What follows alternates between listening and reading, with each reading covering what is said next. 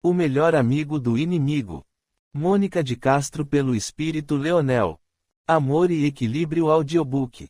Primeira parte. Sinopse.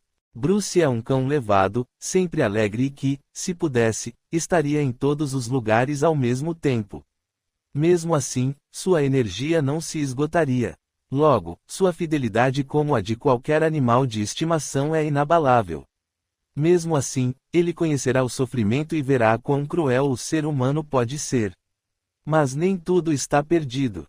Curta, compartilhe, segue o canal, ative o sininho para não perder nenhum capítulo, assista os vídeos e os anúncios para ajudar no crescimento e comenta bastante para que o YouTube continue divulgando o canal. Gostaria de ajudar o canal?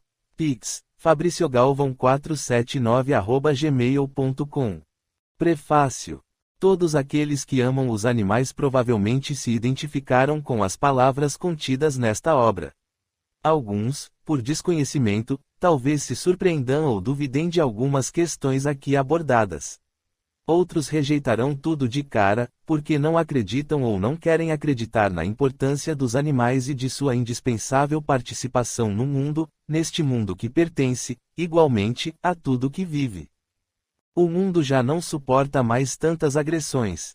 É chegada a hora de pararmos de violentar a natureza e de exaurir todas as coisas boas que somente ela é capaz de nos dar.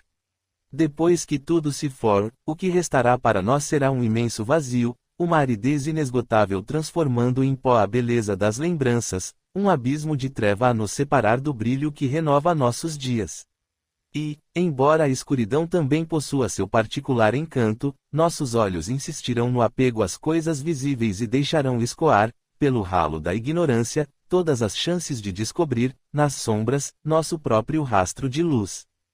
A hora de mudar é agora. O tempo já se esgotou para nós. Essa não é uma visão pessimista das coisas, mas um alerta. Nada passa impune, muito menos a violência com que tratamos nossos semelhantes, porque este é um dos maiores desequilíbrios que podemos causar na natureza. É hora de erguermos as mãos e dizermos para nós mesmos, basta. Este livro tenta nos alertar para a realidade do que se passa na natureza, da qual fazem parte todos os animais. O mundo também é deles. E eles são tão simples, tão fáceis de se contentar. Só querem comida, água, uma caminha gostosa e o principal, muito amor. Procure amá-los como ama a si mesmo. Não é difícil, porque eles correspondem aos nossos sentimentos da mesma forma como sentimos. Se não for possível amá-los, não os maltrate. Ignore-os, deixe-os ficar onde estão. Não compre nem adote. Não se deixe convencer, não se permita levar pela curiosidade ou pela vaidade. Sobretudo, não os abandone. Se você desistir do seu animal, procure alguém que cuide bem dele. E se não encontrar quem o queira, pare e pense. Nada cai de paraquedas na nossa vida. Não existem acasos nem coincidências. Tudo segue uma ordem pré-estabelecida pela divindade. Se ninguém quiser seu animalzinho, é porque ele tem que ser seu. Pondere bem sobre isso e, em último caso, aceite o que Deus enviou para você. Com certeza, esse animal será um bem na sua vida. Basta você se permitir descobrir as coisas boas que ele pode lhe oferecer. E não duvide, talvez você se surpreenda não apenas com ele, mas com você mesmo. Leia o livro, pense, acredite na igualdade de todos os seres diante do amor de Deus. Reflita na sabedoria da vida e faça a escolha certa. Siga o seu coração e faça a coisa certa. Haja com respeito à sua vontade e você não terá do que se arrepender, pois o que vem do mais profundo da alma é inspiração da consciência, que só encontra palavras para o que é preciso ouvir. Você só tem que silenciar o pensamento, libertar-se do medo, da culpa e deixar a intuição fluir. Prólogo. Era como um sonho em que predominava o sentido da audição. Em meio à confusão, o que sobressaía era o barulho, muito barulho. Buzinas, apitos, gritos, estrondos. Teria o céu vindo abaixo, fazendo despencar sobre a terra fragmentos da lua. A visão, meio turva, não conseguia conciliar as luzes brilhantes com a dissonância dos ruídos estridentes, a única coisa que ele captava em meio àquela balbúrdia. O que estaria acontecendo, meu Deus? O mundo só podia ter disparado para fora do eixo, fugido da realidade e se atirado de cabeça num turbilhão de desordem. Ou seria de tragédia? Aos poucos, a vista foi retornando ao foco, embora se divertisse pregando-lhe peças. Alguém poderia explicar-lhe como é que o chão, uma coisa inanimada, sem vida, de repente ganhara movimentos sinuosos, contorcendo-se num bailado de horror e agonia. De onde, afinal, surgira aquele fantasma escarlate, todo animadinho, que serpenteava pelo chão com tamanha intimidade. Com vagar, os sons se reencontraram, estabelecendo uma certa harmonia na orquestra do terror. Os fantasmas desfocados se reuniram em coisas únicas, dando forma a pessoas atarantadas e veículos enfileirados num tráfego lento. Gente que corria de lá para cá, imprimindo pegadas vermelhas e viscosas no negrume do asfalto, ignorando que ele estava ali. Moisés não entendia, porque ninguém notava sua presença naquele mundo desgovernado. E que mundo era aquele, afinal? Como fora parar ali sozinho e onde estava seu amigo? Aturdido, olhou para os lados, à procura. No meio daquela multidão, era difícil encontrar. Será que alguém o havia levado? Vagueando de um lado a outro, o que encontrou foi o assombro, estampado nas feições que se desfiguravam em caretas horrendas diante dele. A princípio, pensou que aqueles olhares perplexos se dirigiam a ele. Aborrecido, torceu o nariz e gesticulou com os punhos, mandando a turba se danar. O que pensavam que ele era? Alguma atração bizarra? Podia não ser nada agora, mas, um dia, ele fora alguém. Aos poucos, notou que os olhos das pessoas não se detinham nele, mas num ponto além. Seguindo a direção para onde elas olhavam, o que viu foram mais e mais pessoas, algumas se movimentando freneticamente, outras, lutando para conter a multidão. Tudo muito estranho. Parecia até um acidente. Mas quem teria se acidentado? Um corpo jazia no chão, a poucos metros de onde ele se achava. Sabia que era um corpo porque estava coberto por um plástico preto. Uma mulher com cara de enfermeira passou rente a ele. Quase o pisou. Ele puxou os pés rapidamente, pronto para reclamar de sua falta de atenção. Foi quando, inesperadamente, o encontrou. Ao lado da mulher, um homem de luvas levantava o corpo de um animal morto. Havia sangue espalhado por todo o seu lindo pelo preto e branco, algumas gotas respingando no chão. O homem agiu com perícia. Apanhou o saco preto que a mulher lhe estendia e lá enfiou o cachorro, sem nem ao menos verificar se ele estava em agonia. Não estava. Mesmo sem o ver, Moisés sabia que o cão estava morto. Lágrimas lhe subiram aos olhos, descendo pelo rosto sem dificuldade. Não tinha receio nem vergonha de chorar. Era o seu amigo que ia ali. Quando o homem passou por ele, Moisés decidiu segui-lo. Precisava saber aonde ele estava levando o seu cachorro. Não se lembrava de como o cão havia morrido, mas, já que acontecera, caberia a ele o privilégio de enterrar seu corpo. Fora o único e verdadeiro amigo que tivera por toda a vida. Tentando segurar o pranto, levantou-se de um salto, correndo atrás do sujeito, aos berros. Ei, moço, pera aí, o cachorro é meu, moço, dá um tempo. Nada. O homem não ligou a mínima para seus apelos. Mesmo assim, Moisés continuou atrás dele.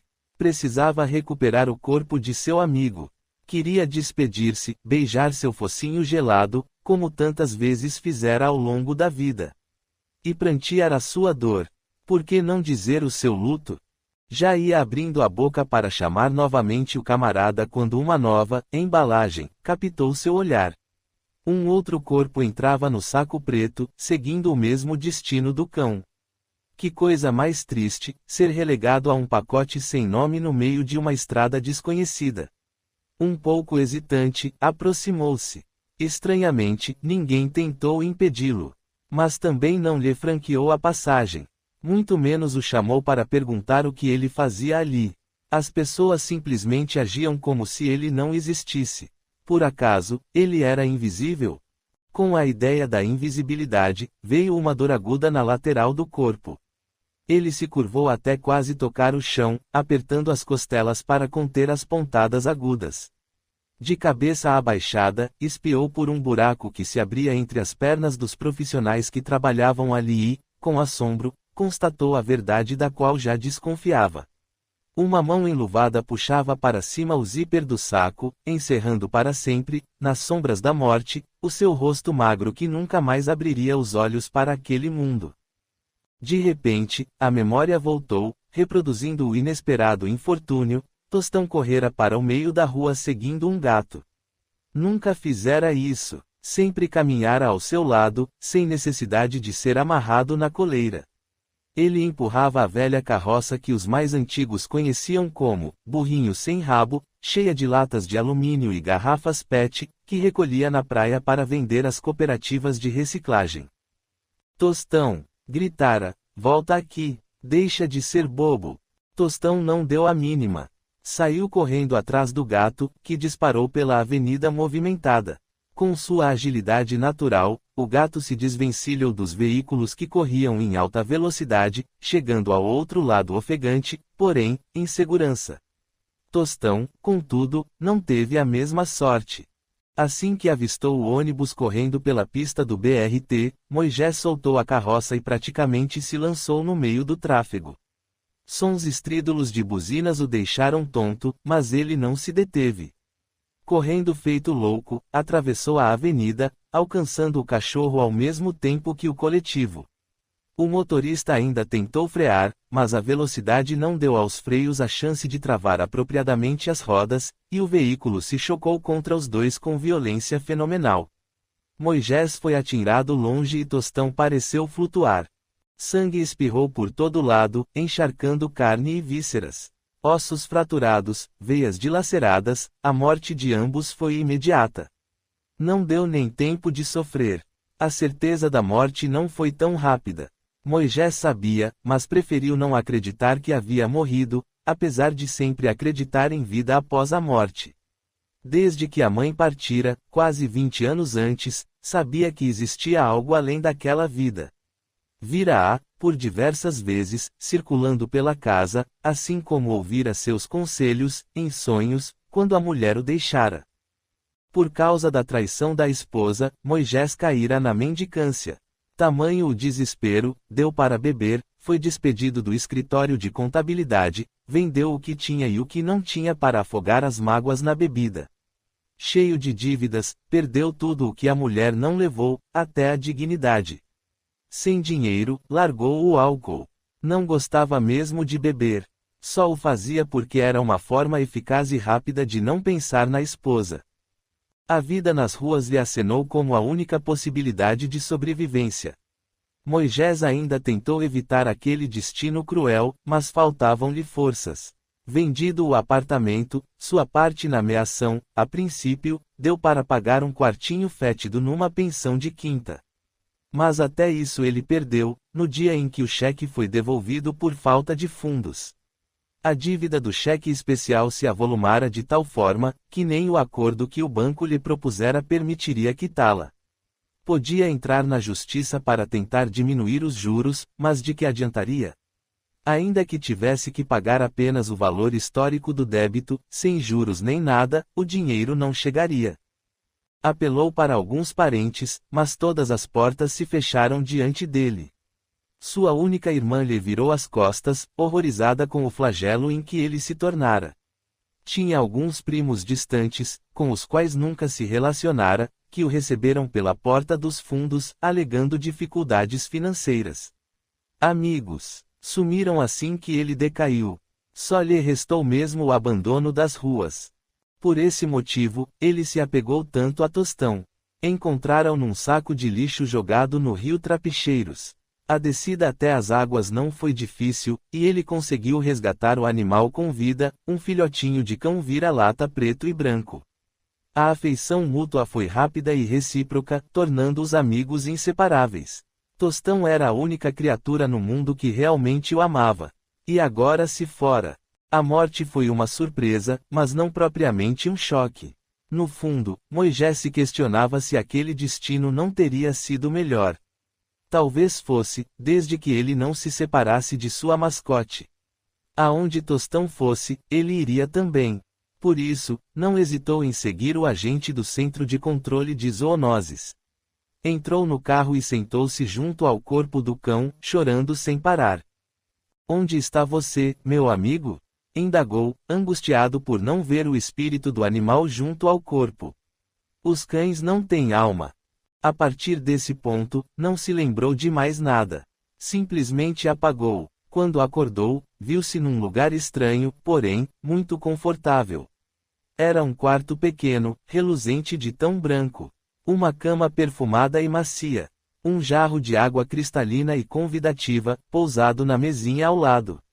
Sedento, apanhou o copo e encheu-o, sorvendo o líquido rapidamente. Estalou a língua, olhando ao redor. Era bem parecido com o que vira em alguns filmes e novelas. Oi, chamou. Não tem ninguém aqui? Em resposta, a porta se abriu, dando passagem a uma figura diáfana e brilhante. Moisés sentiu um arrepio, mas não foi de susto. Sabia estar diante de um espírito do bem, embora o achasse um tanto parecido com um fantasma. Estou aqui, foi a voz doce, que se aproximou para alisar seus cabelos. Moisés soltou o copo em cima da mesa e abraçou-se a ela. Reconheceu-a pela voz, em primeiro lugar. Depois, quando o espírito adquiriu uma aparência um pouco mais sólida, distinguiu, nitidamente, o semblante de sua mãe. Mãe! Balbuciou ele, emocionado. Não acredito. Como é bom ver você novamente. Lucélia o envolveu com ternura. Fazia alguns anos que desencarnara, um tanto jovem ainda, vítima do câncer de mama. Fora muito bem recebida, recuperara-se maravilhosamente e agora auxiliava na recepção dos recém-desencarnados. Sentia muitas saudades de Moisés e nenhuma do marido, que a abandonara por uma mulher mais jovem, com quem vivia até hoje. Não está triste porque desencarnou? Ela perguntou, ainda afagando os cabelos dele, tal qual fazia quando ele era criança. Não, foi a resposta firme. O que tinha a vida a me oferecer além de desgraça? Minha mulher me deixou, perdi emprego, casa, tudo. Nem dignidade possuo mais. Engano seu. Você é uma pessoa muito digna. Aceitou sua nova condição sem se revoltar e seguiu vivendo honestamente. Ninguém quis me ajudar, mãe, ele choramingou, lembrando-se de todos os que lhe viraram as costas. Não guarde raiva nem ressentimento. Cada um agiu da forma que pôde. E depois, se você reencarnasse em meio a parentes que lhe estenderiam a mão, como faria para cumprir seu destino? Destino? Não se lembra? Ele meneou a cabeça. Foi você que quis virar mendigo. A vida apenas colocou no seu caminho pessoas que o ajudaram a realizar esse desejo. Mas por que diabos eu desejaria ser mendigo? Indignou-se, um tanto quanto incrédulo. Isso não importa agora. Pense apenas no que de mais importante você aprendeu. A passar fome? Acha mesmo que isso é o mais importante? Não propriamente. O mais difícil foi engolir o orgulho. É por aí mesmo. Você foi lapidar o seu orgulho. E o fez dignamente, devo reconhecer. Nós aqui ficamos muito satisfeitos com você. Nós quem? Eu e todos aqueles que o conhecemos e torcemos por você. Seus amigos. Amigos. Não tenho nenhum, a não ser. Ele levantou os olhos, esperançoso. Cadê o tostão? Estava indo atrás dele quando apaguei. Você foi adormecido para ser trazido para cá. Eu, pessoalmente, cuidei de seus ferimentos, para que seu corpo fluídico não guarde sequelas do acidente. Sente-se bem? Muito bem, afirmou, apalpando as costelas, que não doíam mais. Mas você não respondeu à minha pergunta. Onde está o tostão? Tem alguém cuidando dele? Tem, claro, só que ele não está aqui. Onde está? Quero vê-lo. Ele já foi levado. Para onde? Para um lugar onde cuidam de animais. Será tratado e, posteriormente, encaminhado de volta à sua essência coletiva. Essência coletiva? Como assim? O que é isso? Os animais possuem uma espécie de alma-grupo, para onde retornam após desencarnar, carregando com eles as experiências que adquiriram em sua última existência. É o que lhes dá o instinto, que é inato em todo ser vivo. Que coisa mais fria, mãe! Indignou-se, e injusta, e insensível também. Os animais não são como gotas de água, que se atira num balde e fica tudo misturado. Eles têm sentimentos. Essa é a analogia mais utilizada para explicar o fenômeno. O que? Água no balde? Não me interessa nada esse tal fenômeno. Quero o meu cachorro de volta. Ele se agitava freneticamente, caminhando pela sala como um louco acometido por incontrolável fúria. Acalme-se, meu filho. Tudo é feito com amor, dentro da mais perfeita harmonia. Não há sofrimento, nem dor, nem tristeza. Mas se fizerem isso com o tostão, ele vai deixar de ser o meu tostão, não vai?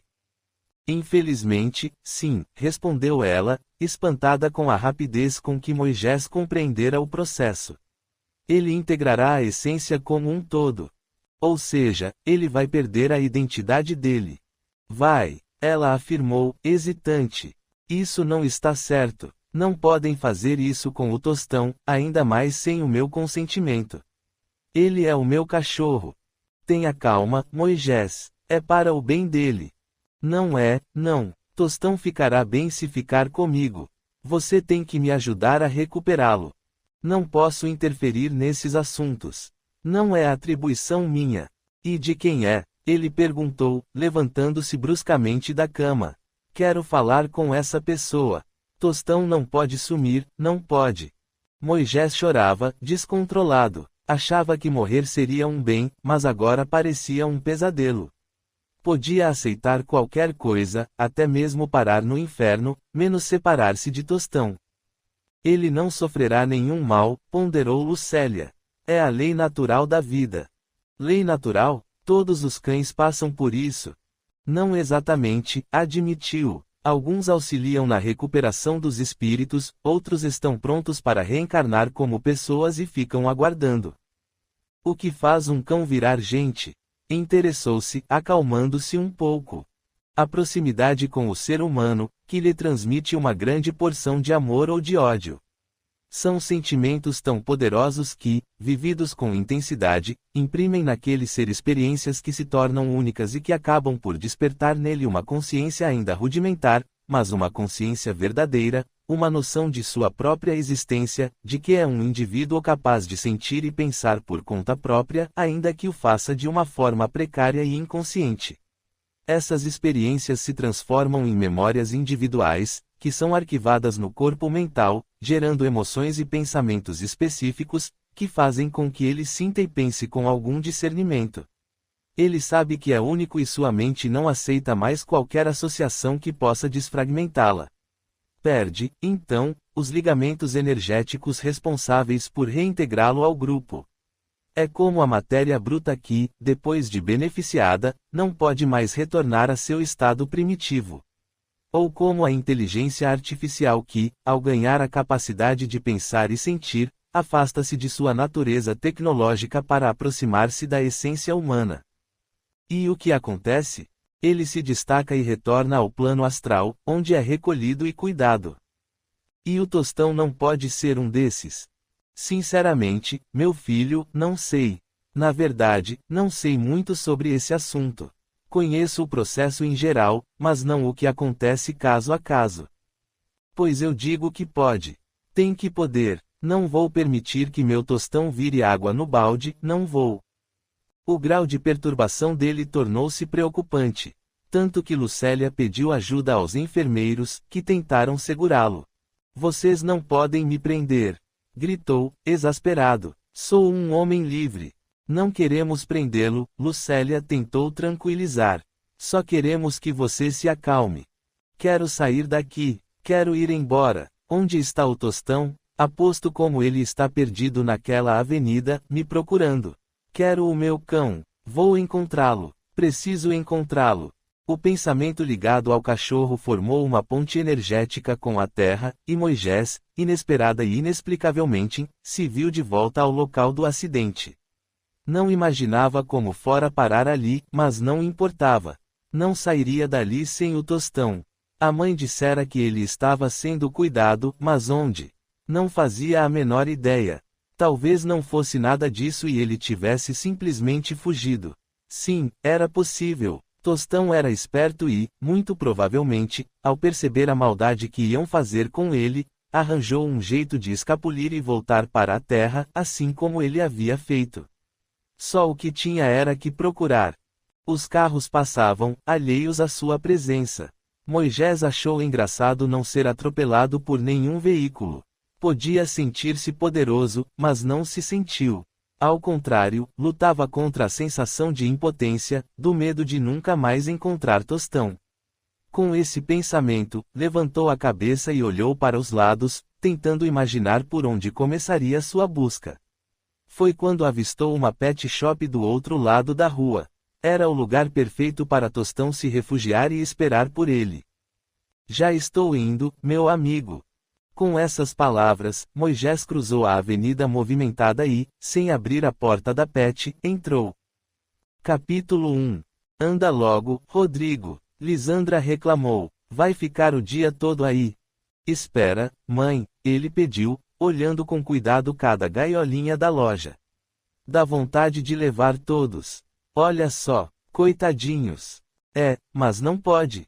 Escolhe um e vamos embora. Rodrigo não conseguia se decidir. Todos os cãezinhos pareciam lindos, amáveis, ansiosos por encontrar um lar. Ele pediu à vendedora para retirá-los um a um e segurou-os no colo, mudando de ideia cada vez que sentia uma lambida no rosto. Rabinhos abanando, todos queriam ir embora com ele. Pena que só podia levar um. Passado muito tempo, conseguiu, enfim, se decidir.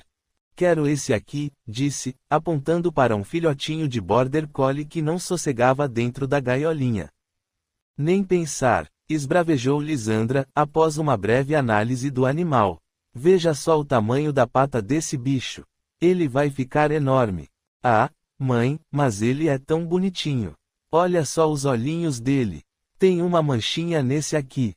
Nós moramos em apartamento. Esse cachorro precisa de espaço. A gente mora na cobertura. Tem um terraço inteiro só para ele. Esse não. E ele não para quieto. Deve ser muito levado. Na verdade, não é, não, intercedeu a vendedora, que acompanhava o episódio, à espera do momento certo para se envolver. O Border é a raça de cão mais inteligente do mundo. Pode ser, mas é muito grande e agitado. É um cão de porte médio. E o que isso quer dizer? Quer dizer que ele deve ficar do tamanho de um Cocker Spaniel, aproximadamente. Lisandra olhou-o em dúvida. Não era o que parecia. E essa pata? Questionou. Por aí já dá para imaginar como ele vai ser grande. É só impressão. Ele não vai passar muito do tamanho em que está agora. Quantos meses ele tem? Rodrigo quis saber. 3. Se aos 3 já está assim, imagine só quando tiver 1 ano. Ele não vai crescer muito, pode acreditar, a moça insistiu. Cães de porte médio vão até uns 20 quilos, mais ou menos. E isso é pouco, ironizou Lisandra. Leva esse, mãe, leva. Rodrigo quase implorou. Ele já gosta de mim. O cachorro, agarrado ao pescoço do menino, balançava o rabo e lambia-lhe o rosto, numa alegria peculiar. Era mesmo uma graça, mas Lisandra tinha um certo receio. Ele é destruidor. Imagina, é um cão inteligente, aprende tudo rápido. Tá, mas não destrói nem rói nada. Bom, filhote, a senhora sabe como é. Gosta de brincar, mas, como é muito inteligente, logo vai saber distinguir o que pode e o que não pode fazer. E a agitação? Ele é tranquilinho. Tem certeza? Tenho. Leva, mãe, leva, teimava Rodrigo, dando pulinhos em frente a ela. Pelo visto, ele já adotou o seu filho. Lisandra consultou o relógio. Estava atrasada para o salão. Não podia perder a hora na manicure. Sem contar que já estava de saco cheio daquela pet. Então está bem, decidiu. Vou confiar em você. É esse mesmo que você quer, Rodrigo?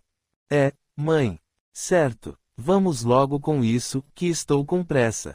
É só preencher o contrato, esclareceu a vendedora, retirando o documento de uma gaveta embaixo do balcão. O pedigree chega em mais ou menos um mês. E seria bom a senhora levá-lo ao veterinário da loja, que fica aqui ao lado. Para a garantia, sabe? Que garantia? Para a senhora ter certeza de que ele não está doente. E posso devolvê-lo? Só em caso de doença. Teve uma mulher aqui, uma vez, que quis devolver o cachorro porque ele latia e incomodava os vizinhos. Infelizmente, não pudemos aceitar. Tudo bem, aqueceu ela, após alguns poucos segundos de hesitação. Só espero que eu não me arrependa. Não vai se arrepender, eu garanto. Depois que o veterinário constatou a perfeita saúde do animal, Rodrigo saiu levando no colo seu mais novo amiguinho. A mãe carregava uma sacola com cama, ração, tigelas e coleira, além de um ossinho para ele roer. Abriu a porta do carro com impaciência, jogando tudo no banco de trás. Rodrigo empurrou a sacola para o lado e acomodou-se com o cachorro, feliz da vida. Billy, disse Rodrigo, vai ser o nome dele. Tudo bem, você é quem sabe. Billy rapidamente se ambientou. Não estranhou o apartamento e, sem cerimônia, pôs-se à vontade. Tão à vontade que sua primeira providência foi se agachar e fazer xixi bem no meio da sala de visitas. Essa não, gritou Lisandra, dando um tapa na cabeça dele. Não vou tolerar cachorro fazendo porcaria pela casa. Tadinho, mãe, censurou Rodrigo, pegando Billy no colo. Ele ainda não sabe, acabou de chegar. Pois então trate de ensiná-lo. Vou mandar a Anita botar um jornal na área de serviço para ele. Acho bom ele ficar preso lá até aprender. Não precisa, ele vai aprender depressa, você vai ver. É bom mesmo, ou ele vai apanhar. Você nunca ouviu falar que cachorro não aprende apanhando? No meu tempo, aprende, sim. Agora é que estão com essas frescuras. Uns bons tapas, e ele não esquece mais. Com isso, você só vai fazer com que ele tenha medo de você. Deixe ter medo. É bom, assim ele vai me respeitar. Não é assim que se ensina cachorro. E como é que se ensina, hein, sabichão? Na base da recompensa. A gente repete a ação e, quando ele acerta, ganha uma recompensa, tipo um petisco, um brinquedo ou um carinho. É isso o que ele mais quer, carinho.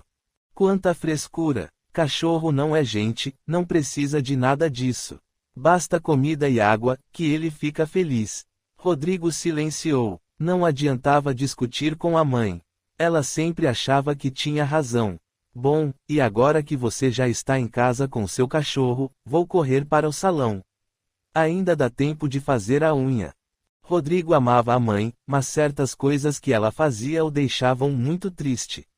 Lisandra não escondia que não gostava de animais. Fora um custo convencê-la a comprar ou adotar um cachorro, principalmente depois da Suzy, uma gata que ele encontrara na rua. Toda branquinha e peluda, um filhotinho abandonado. Estava com o pai na ocasião.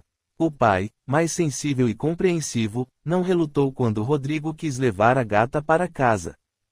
Com Lisandra, porém, a história foi bem outra.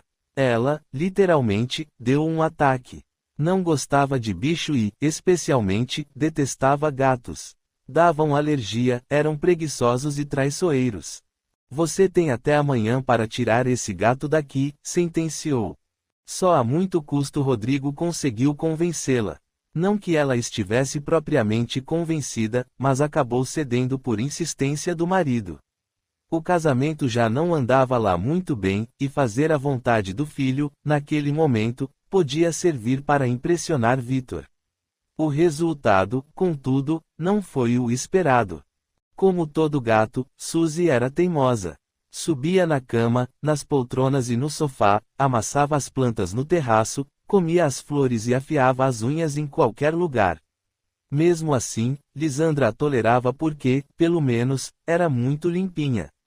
Até o dia em que ela percebeu que Suzy havia elegido o encosto do sofá como seu afiador de unhas particular. Quando se deu conta do estrago, Lisandra fez um escândalo. Esse animal não fica aqui nem mais um minuto. Rugiu, colérica, segurando a gata pelo cangote. Imobilizado, o bicho não reagiu quando ela saiu, carregando-o pela porta que nem uma bala. Atrás dela, Rodrigo esperneava, pulando na cintura da mãe para alcançá-la. Não, mamãe, não! Gritava ele. Me dá ela aqui. De jeito nenhum. Chega. Anita, segure o Rodrigo para mim. Vou dar um sumiço nesse gato. Muito contrariada, Anita abraçou o menino, que chorava em desespero, lutando para se soltar. Mamãe, me dá a Suzy. Berrava. Não faz isso, mamãe, não faz. Deixe de frescura, Rodrigo. A porta do elevador se abriu, e ela entrou com a gata. Suzy não fez nada. Deu a Rodrigo um olhar triste, como se entendesse o que ia acontecer e lhe dissesse que tudo ia ficar bem. Não era culpa dele. Suzy, soluçava o menino. Suzinha. Deixe estar, Rodrigo, Anita tentou confortar. Deus é bom. Vai arrumar uma família boa para a Suzy. Muito cedo, Rodrigo se deu conta de sua impotência diante da tirania da mãe. Tinha 7 anos quando ela se desfizera de Suzy. Lisandra amava o filho, nunca lhe encostara a mão e, dentro de suas limitações, procurava fazer tudo por ele. Só que tinha aquele jeito autoritário e nada carinhoso. Era uma mulher fria, insensível, egoísta. Quando se casou com Vitor, pensou que estivesse apaixonada por ele. Depois, com a convivência, percebeu que tudo não passara de empolgação. Vitor, por outro lado, distanciava-se dela a cada dia, irritado com seu mau gênio e suas futilidades. No princípio, tentou argumentar, mas Lisandra era impossível.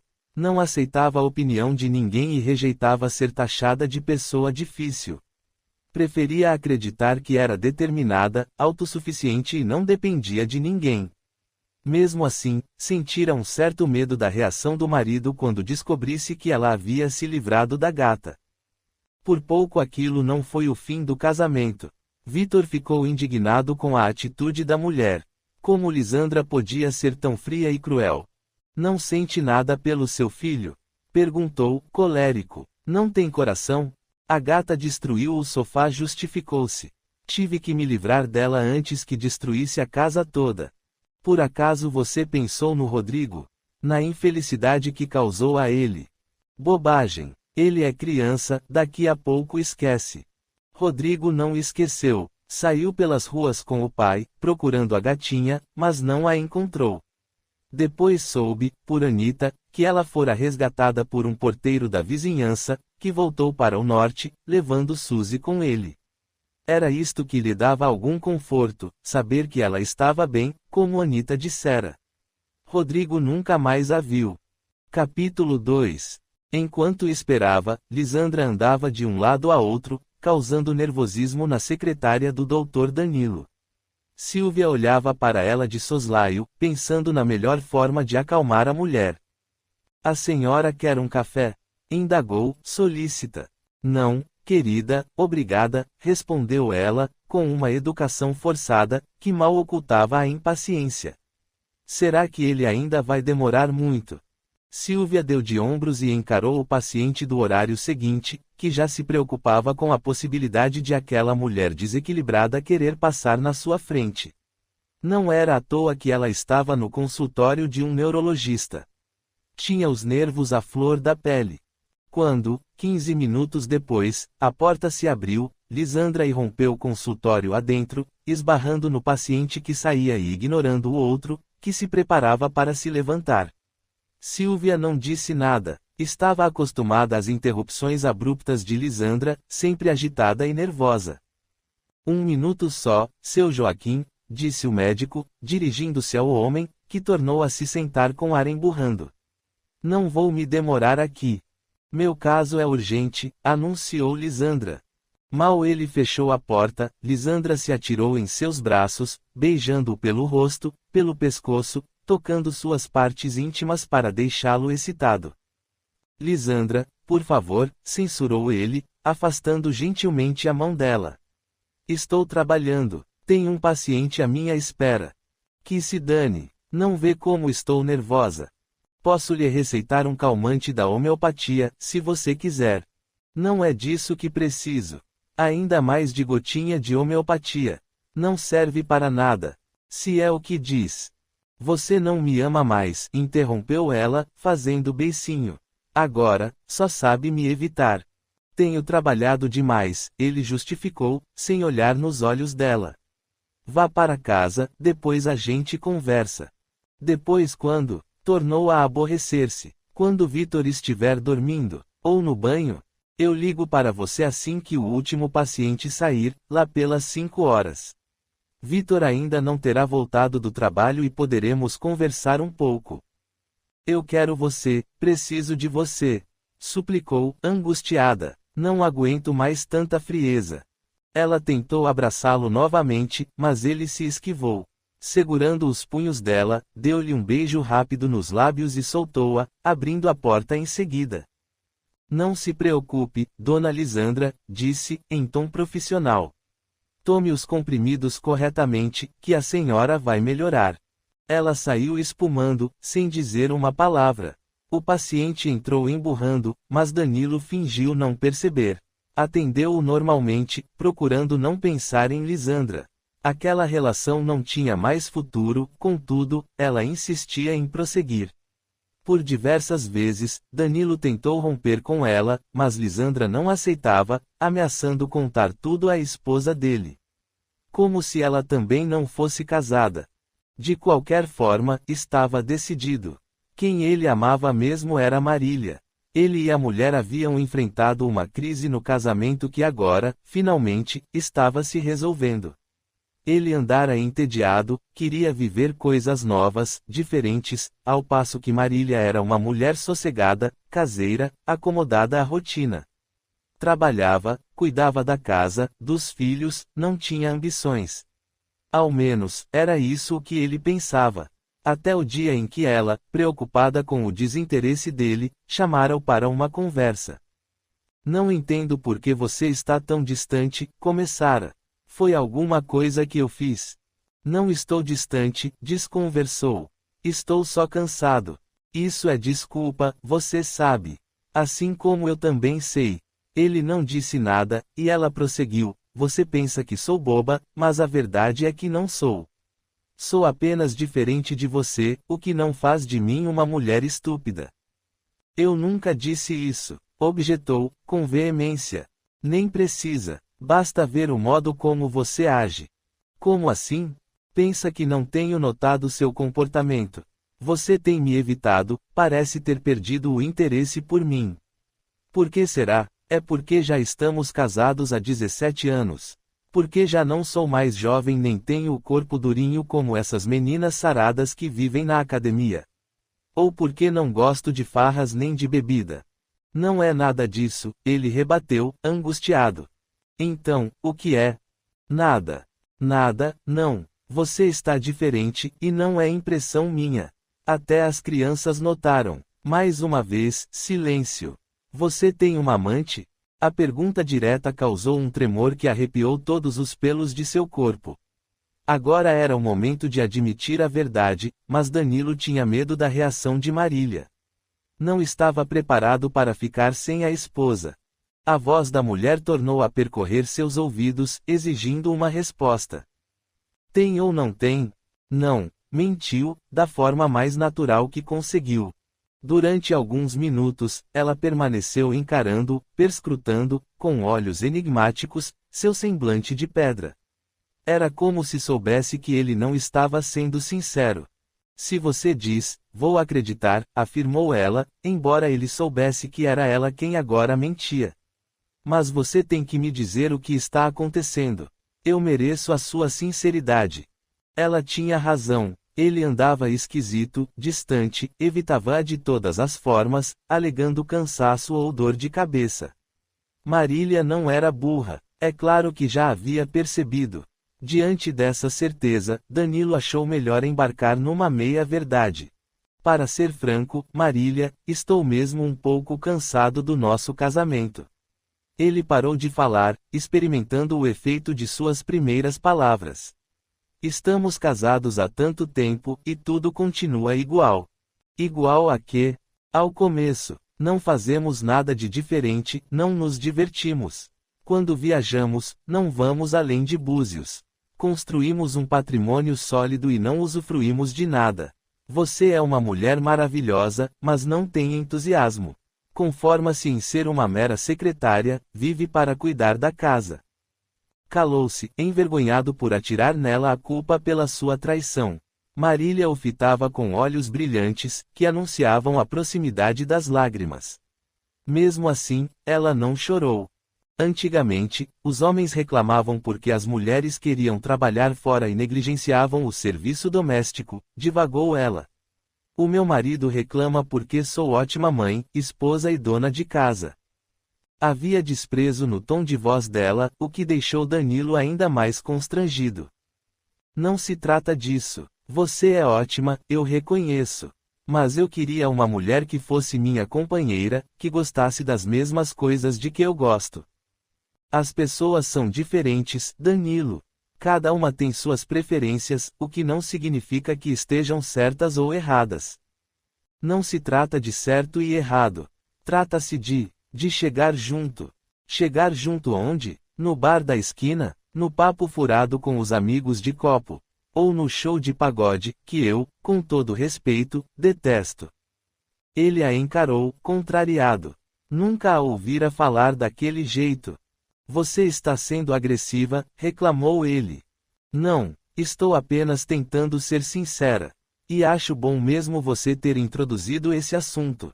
Assim poderemos esclarecer as coisas, de uma vez por todas. Ele a encarou, em silêncio. Em primeiro lugar, eu não gosto de bebida nem de conversa de bêbado. Logo, o que vou fazer num bar? Companhia. Isso, do mesmo jeito que você me faz companhia quando quero ir ao teatro. Isso não é justo, Marília. Você sabe que eu não tenho paciência para teatro. E eu respeito, mas por que você acha que sou obrigada a gostar de bebida e aturar papo de botequim? Não é a mesma coisa.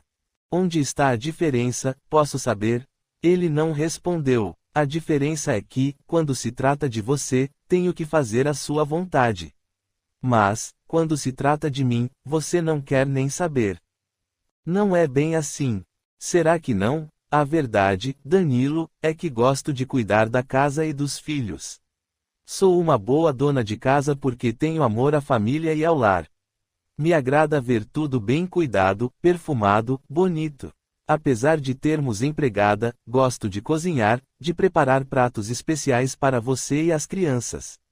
Isso me faz bem, mas não faz de mim uma idiota. Eu não me anulo para fazer essas coisas, porque elas me dão prazer. Agora, nada disso me impede de investir também no meu lado profissional. De secretária. Secretária, sim, qual o problema? Tenho diploma universitário em secretariado executivo, coisa que você não desconhece, e sou também formada em direito. Falo inglês, francês e espanhol, além de estar estudando mandarim. Somando tudo, tenho 2 faculdades e 3 cursos completos de línguas. Isso me tornou uma profissional altamente qualificada e requisitada. Tenho emprego garantido aonde quer que eu vá. Sou uma secretária de alto nível, uma assessora, na verdade. Fui promovida e você nem se lembra. Exerço uma função da mais alta confiança na empresa e ganho um salário condizente com as responsabilidades do meu cargo. Gosto do que faço. Eu nunca soube quanto você ganha. Por que nunca se interessou em saber? Mas será que não repara como eu ando bem vestida, bem cuidada? Como as crianças vivem arrumadinhas, como há sempre uma coisinha nova na casa. Onde é que você acha que eu arranjo dinheiro para tudo isso? Com você é que não é, pois não lhe peço nada. Eu trabalho, e trabalho muito. Ele pensou em interromper, mas ela não lhe deu chance. À noite e nos fins de semana, quero ficar com a minha família, ler um bom livro, assistir a um filme interessante. E não viajamos, é verdade, mas por que você não quer se afastar de seus pacientes, o que respeito? Sim, sou caseira e não tenho vergonha de assumir isso. É o meu jeito, que você deveria respeitar, da mesma forma como respeito seu gosto por bares e botequins. Isso não me converte num bicho do mato. Eu não me isolo em casa. Gosto de sair, só que para outros programas, como praia, cinema e shows. Só que você nunca se interessou em acompanhar a mim e as crianças a esses lugares, apesar de nossos insistentes convites. Então, Danilo, quem não chega junto é você. Danilo estava perplexo. Seria possível que a mulher fosse aquilo tudo e ele nunca houvesse percebido? Para falar a verdade, ele não se preocupava com nada que não fosse seu próprio umbigo. Reclamava que ela não o acompanhava, quando, na verdade, era ele que não queria a companhia dela. Ela gostava de cuidar da casa e da família, administrava tudo muito bem. Todavia, o que mais o impressionou foi a qualificação profissional dela. Nunca havia se dado conta do quão preparada e inteligente ela era. Ela estava quieta, fitando-o com uma certa frieza. Danilo levantou os olhos e viu o seu rosto. Era um rosto bonito, elegante, sereno, ao qual os óculos de aros finos conferiam um ar de intelectualidade desprovido de arrogância. Seu coração se enterneceu, como da primeira vez em que a vira, sentada numa cadeira de praia em Cabo Frio, a cara enfiada num livro. A partir daquele momento, passou a vê-la de outra maneira. Era como se, de uma hora para outra, um véu se descortinasse e fizesse ressurgir a verdadeira Marília, que ele não enxergava desde que se permitira cegar pelo egoísmo. Marília, eu sinto muito, balbuciou, envergonhado. Eu não havia me tocado que você é uma mulher e tanto. Não sei se sou uma mulher e tanto. Sou apenas eu mesma. Você está certa em cada palavra do que disse. Eu é que fui e sou um verdadeiro idiota, para não dizer, desprezível. Você é egoísta, Danilo. Não é que seja um mau marido. Não, você é bom marido e bom pai. Nunca deixou faltar nada em casa, é carinhoso com as crianças e sempre me tratou bem. Não é grosseiro nem violento. Ao contrário, é educado, gentil, responsável. O problema é que nunca parou para pensar que os outros também têm vontades, opiniões e suas próprias características. O mundo não gira em torno de você. Não quero mais ser assim, assumiu, muito sinceramente. Você pode me ajudar a mudar. Não posso. É você quem tem que mudar a si mesmo, se achar mesmo que deve. Vou mudar, Marília, afirmou ele, depois de refletir por breves instantes. De hoje em diante, quero me envolver mais com os assuntos da família. Eu amo você e as crianças. Quero que sejamos felizes juntos. Quando ele a beijou, sentiu um amor verdadeiro passando do seu coração para o dela, e do dela para o dele. Com ela em seus braços, arrependia-se de tê-la traído com Lisandra. O que vivera com ela fora apenas uma aventura insana. Ele não a amava, gostava dela, mas não a amava, e precisava dizer-lhe isso. Após um prolongado suspiro de arrependimento, Danilo voltou ao presente e olhou o relógio. Passava das 5:30. O último cliente já havia ido embora, bem como Silvia. A lembrança daquela conversa o levara a um outro mundo, onde predominavam o bom senso e a razão. Lisandra devia estar furiosa com sua demora. Que ficasse. Faria bem a ela esperar. Antes de encontrá-la, precisava fazer uma coisa importante.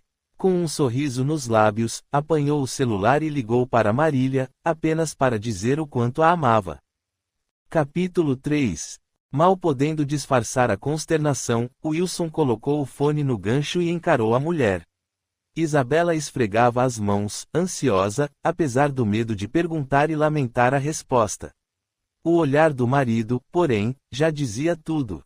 Era da veterinária? Acabou indagando. Era. O Toby morreu há poucos minutos. Ai, meu Deus, o André vai ficar arrasado. Vamos ter que lhe contar logo. Ficou decidido que, assim que André chegasse da escola, contariam a ele sobre a morte de Toby. Era um cachorrinho da raça Shih Tzu, bem bonitinho, que uma vizinha dera de presente a André quando sua cadela teve filhotinhos. Não demorou muito até que o ônibus escolar encostasse em frente à padaria, de propriedade de Wilson. André saltou e entrou correndo no estabelecimento, por onde atravessaria até chegar ao quintal, nos fundos, onde ficava também a casa da família. Oi, pai. Oi, mãe. Cumprimentou, às pressas. O Toby já voltou?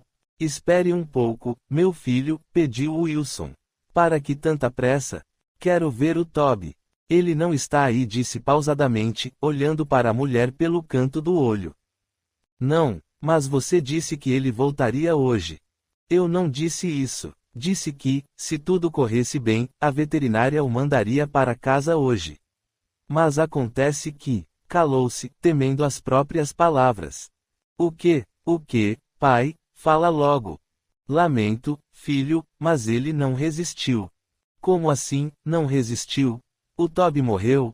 Infelizmente. A veterinária disse que a transfusão de sangue não adiantou. Ele estava muito anêmico. André já não escutava. Soltou a mochila no chão e saiu correndo porta afora, em prantos. André, espere. Chamou a mãe, preocupada. Aonde você vai? Deixe, aconselhou Wilson. Na certa, ele vai procurar a Larissa.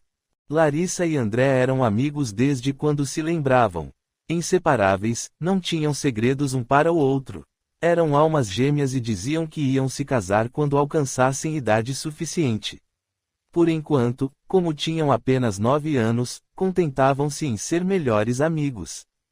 Sendo assim tão próximos, era natural que a primeira reação de André fosse procurar a amiga para desabafar. Larissa estava na casa da árvore, que o padrasto construíra para ela, lugar que servia de refúgio às crianças quando queriam brincar, ler ou ficar sozinhas. A casa fora construída entre galhos grossos de um carvalho frondoso no quintal, com uma escada de madeira que ia até o chão. No topo, chegava-se a uma pequena varanda, para a qual se abriam uma janelinha e a porta. Dentro, um ambiente confortável, com almofadas espalhadas pelo chão de madeira e apenas uma mesinha. Era ali que os dois passavam a maior parte do tempo juntos. André galgou os degraus de par em par, logo alcançando a varandinha de tábuas. Escancarou a portinhola e entrou ofegante, dizendo sem rodeios: O Toby morreu.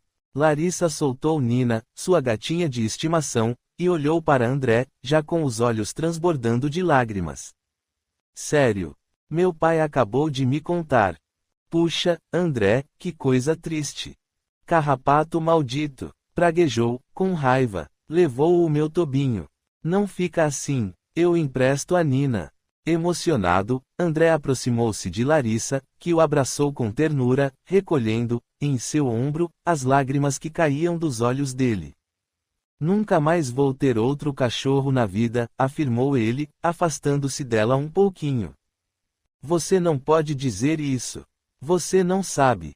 Sei, sim, cachorro nenhum vai ser igual ao Toby. Nada é igual, comentou ela, com ar de sabedoria. Mas pode ser bom do mesmo jeito. Do que é que você tá falando? Quando meu pai morreu, fiquei numa tristeza só. Não queria mais saber de ninguém nem de nada. Lembra que eu só conversava com você? Mais ou menos. A gente vai esquecendo as coisas, né? Mas ainda me lembro quando minha mãe começou a namorar o Ítalo. Fiquei furiosa, achei um absurdo, porque ninguém nunca ia tomar o lugar do meu pai. Ela parou de falar, buscando a lembrança já esmaecida. E aí? Estimulou ele, curioso. E aí, que ele não tomou mesmo. O Ítalo é bem diferente do meu pai, mas descobri que ele é bom também. Lembra quando fui passar uns dias na casa da minha avó, lá em Vassouras? Ele assentiu. Quando voltei, ele tinha construído essa casa na árvore para mim. Foi aí que vi que ele era legal, que gostava de mim e que eu podia gostar dele também. E isso não ia mudar em nada o que eu sentia pelo meu pai. Você nunca me contou isso. Estou contando agora. Acha que vai ser igual comigo? Acho que sim. Nenhum cachorro vai ser igual ao Toby, mas vai que você arranja um outro bonzinho também. Eu não gostava do Toby porque ele era bonzinho, mas porque era meu amigo. Dá no mesmo. Não dá, não. Tudo bem, não vamos discutir.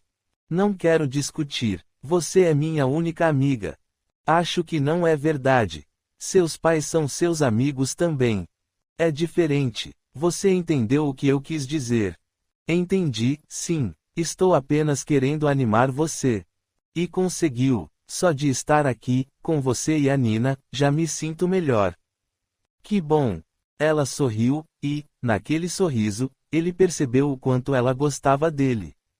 Eu amo você, Larissa, confessou ele, baixinho, apertando a mão dela. Para com isso, bobo, contrapôs ela, enrubescendo, mas sem puxar a mão. É verdade. Você sabe que é. A gente não pode. Somos crianças. E daí? Criança não tem sentimento. Tem. Quando crescer, vou me casar com você.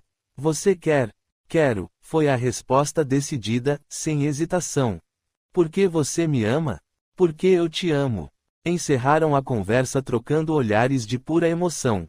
Eram crianças, sim, ligadas, porém, por muitas vidas. André. A voz da mãe de Larissa interrompeu o fluxo de energia entre os corações das duas crianças. André, sua mãe está chamando para almoçar. Já vou, tia Priscila. O menino desceu, sentia-se melhor depois da conversa e do apoio de Larissa.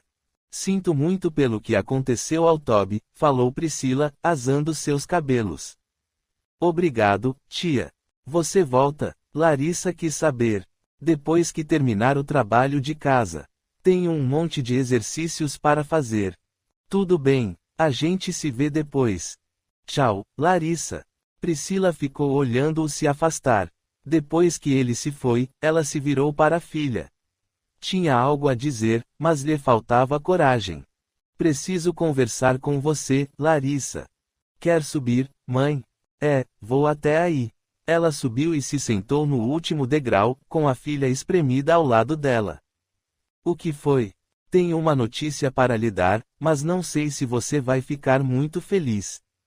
Larissa arregalou os olhos. Ainda bem que Nina estava dormindo na almofada, dentro da casinha.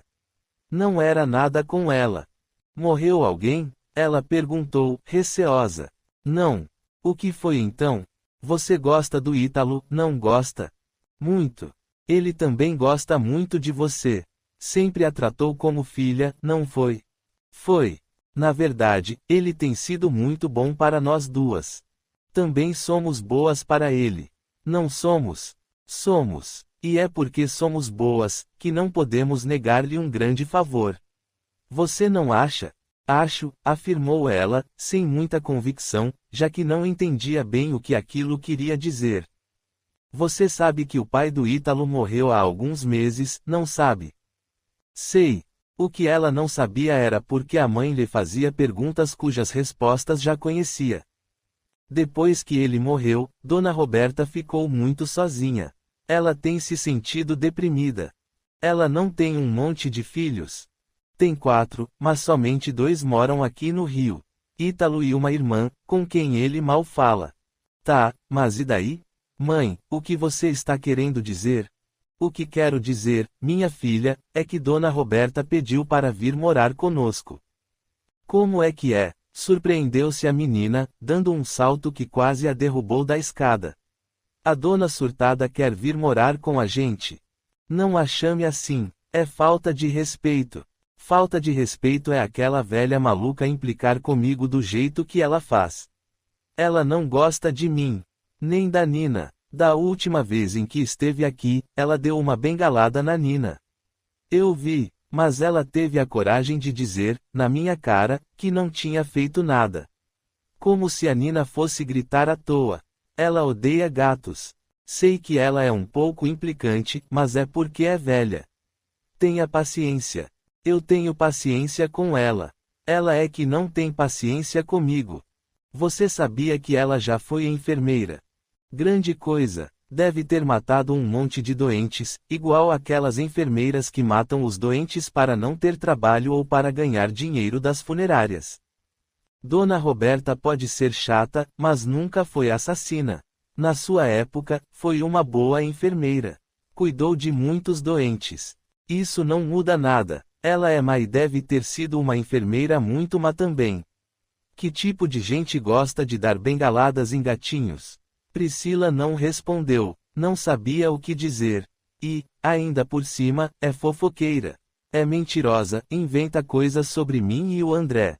Sabia que você não ia gostar da ideia, mas não posso fazer nada, lamentou a mãe, consternada por não encontrar uma solução melhor. Ítalo insistiu, e não tive como negar. Ah, mãe, por favor. Dona Surtada aqui com a gente, não. Converse com ele. Ítalo tem que entender. Acho que ele até entende, mas também não tem como dizer não. Afinal, é a mãe dele. E onde ela vai dormir? No meu quarto é que não é. Vou ajeitar o quarto dos fundos para ela. Mas é ali que você faz suas costuras. Onde você vai pôr a máquina? Ítalo está ajeitando a garagem. Não temos carro mesmo. Não acredito. Você vai dar seu ateliê para ela e trabalhar na garagem. Que exagero, Larissa. Até parece que tenho um ateliê. É só um quartinho bem espremido, que quase nem tenho usado. Não interessa. É seu lugar de trabalho. Infelizmente, não tem jeito. Ela chega no sábado. Mas já, falta menos de uma semana. É isso ou mandá-la para o asilo. Você não quer isso, quer? Não é problema meu. Não, não é, mas sei que você tem bom coração e não deseja esse destino triste para ninguém, nem que seja a Dona Roberta. A vontade de Larissa era de gritar, xingar e morder. Não suportava a mãe de Ítalo, que ela e André apelidaram de Dona Surtada, devido aos chiliques que dava a troco de nada. Reclamava de tudo, implicava com a casa, a comida, a gata, o cachorro e até com André. Achava um absurdo ela e André passarem tanto tempo juntos, na casa da árvore. Um menino e uma menina sozinhos. Onde já se viu, era o que ela costumava dizer. A mãe, porém, usara um argumento poderoso. Larissa sentia pena de velhinhos abandonados em asilo, ainda que fossem chatos feito a Dona Surtada. Não tem outro jeito? Priscila balançou a cabeça. A vinda de Roberta já estava decidida. Mais do que isso, já fora acertada. Era só o tempo de esvaziar o quarto de costura e passar uma pintura nas paredes. Capítulo 4. Naquele momento, Larissa quis chamar André de volta, mas ele já ia longe. Na verdade, em casa, sentava-se para almoçar com a mãe. O pai almoçara primeiro, para não deixar a padaria sozinha, já que não tinham outros empregados. Você parece melhor, comentou Isabela. Foi a Larissa? Foi. Que bom que você tem a Larissa. Eu disse a ela que nunca mais teria um cachorro. Não fale assim, você não sabe. Foi o que ela disse. Você está querendo outro cachorro? Não. Sabe, André, nós estamos em uma situação difícil. Seu pai teve que despedir o Paulinho porque, com o salário que pagava a ele, pôde pagar a prestação de fornos mais modernos. Agora, estamos só nos dois na padaria. Posso ajudar, se você quiser. Você é criança, não pode trabalhar. O que posso fazer, então? Pode nos ajudar a economizar. Como? Vão cortar a minha mesada? Ela sorriu levemente e balançou a cabeça. Não chega a tanto, mas tivemos que tomar algumas medidas. Tipo o quê?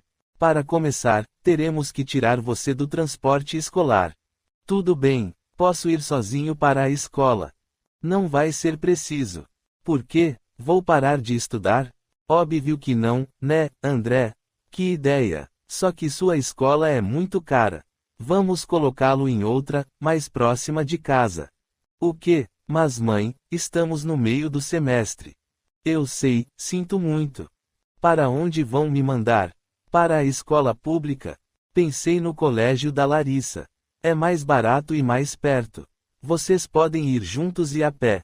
Está falando sério? Seu rosto subitamente se iluminou. Estou. Vamos ficar na mesma sala? Posso pedir para colocarem você com ela. Oba, se é assim, mãe, tudo bem. Não tem problema mudar de escola. Vou até gostar. Graças a Deus, tudo correra como o esperado. André já estava em choque devido à morte de Toby.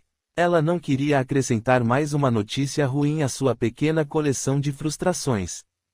A notícia de que André mudaria de escola e seria companheiro de turma de Larissa acalmou um pouco o coração confrangido do menino.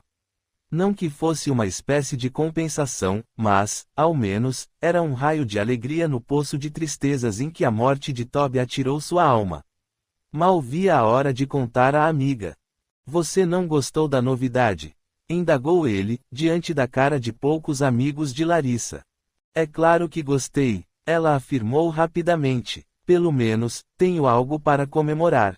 Por que está falando isso? Você nem imagina, André. Também tenho uma novidade, só que é péssima. Antes que ele tivesse tempo de perguntar qual era, ela disparou: a dona surtada está de mudança para cá. Não, rebateu ele pasmado, tapando a boca com a mão. Era só o que faltava. Pois é, agora não falta mais nada. Quando vai ser isso? Neste sábado. Sábado. Que horror! Para as crianças, sobretudo para Larissa, era mesmo um horror.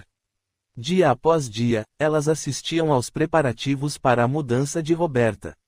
Ítalo transformou uma parte da garagem em quartinho e pintou o antigo quarto de rosa shocking, cor preferida da mãe.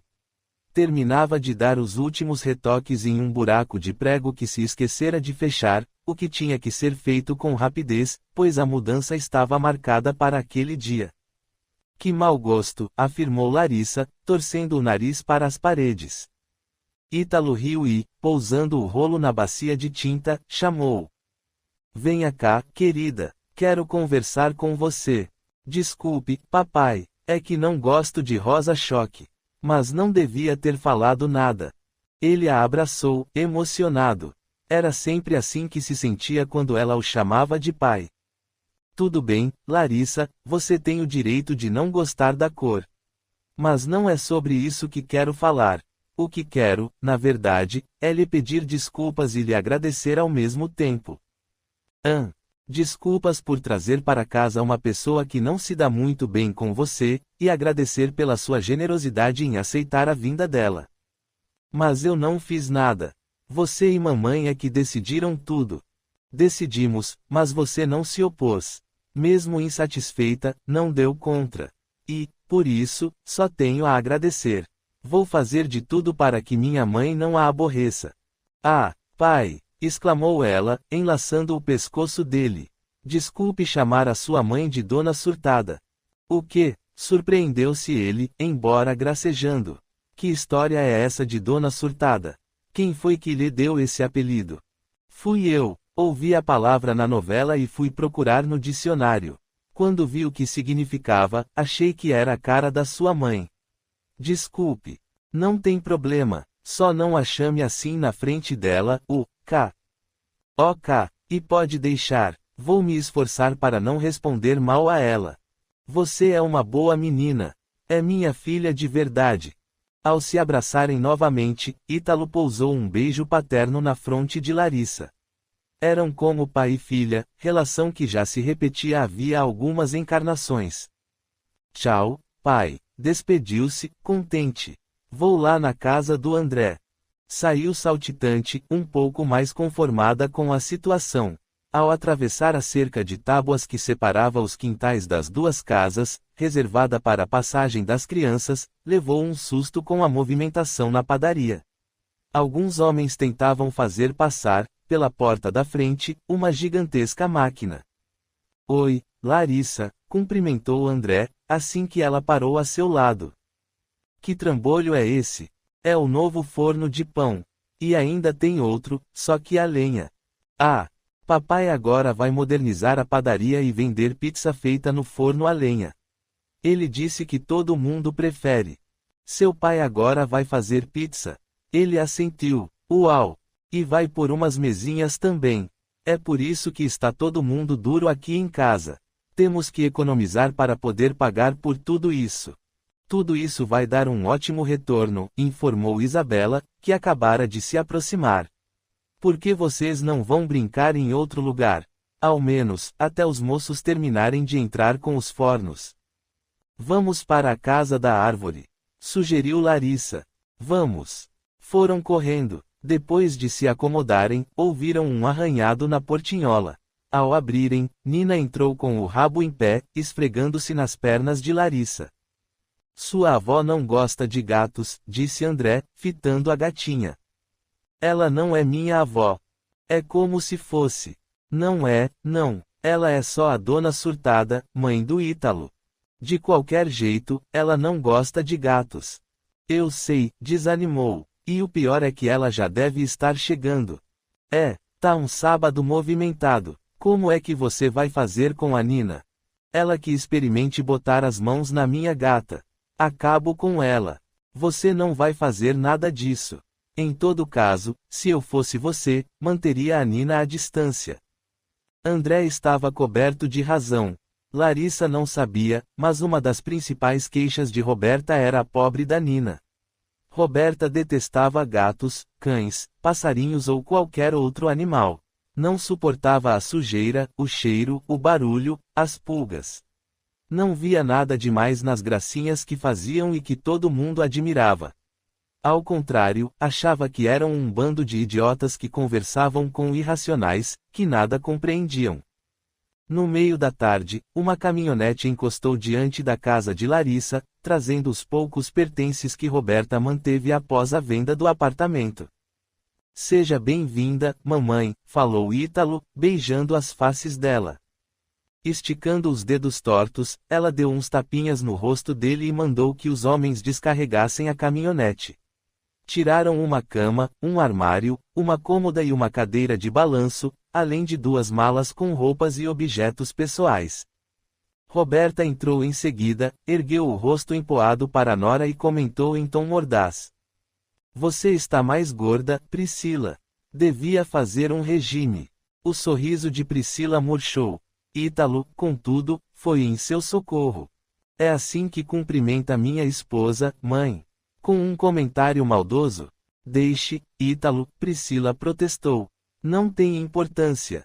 Tem, sim. Se vai morar aqui conosco, mamãe, acho bom começar a tratar bem minha esposa e minha filha.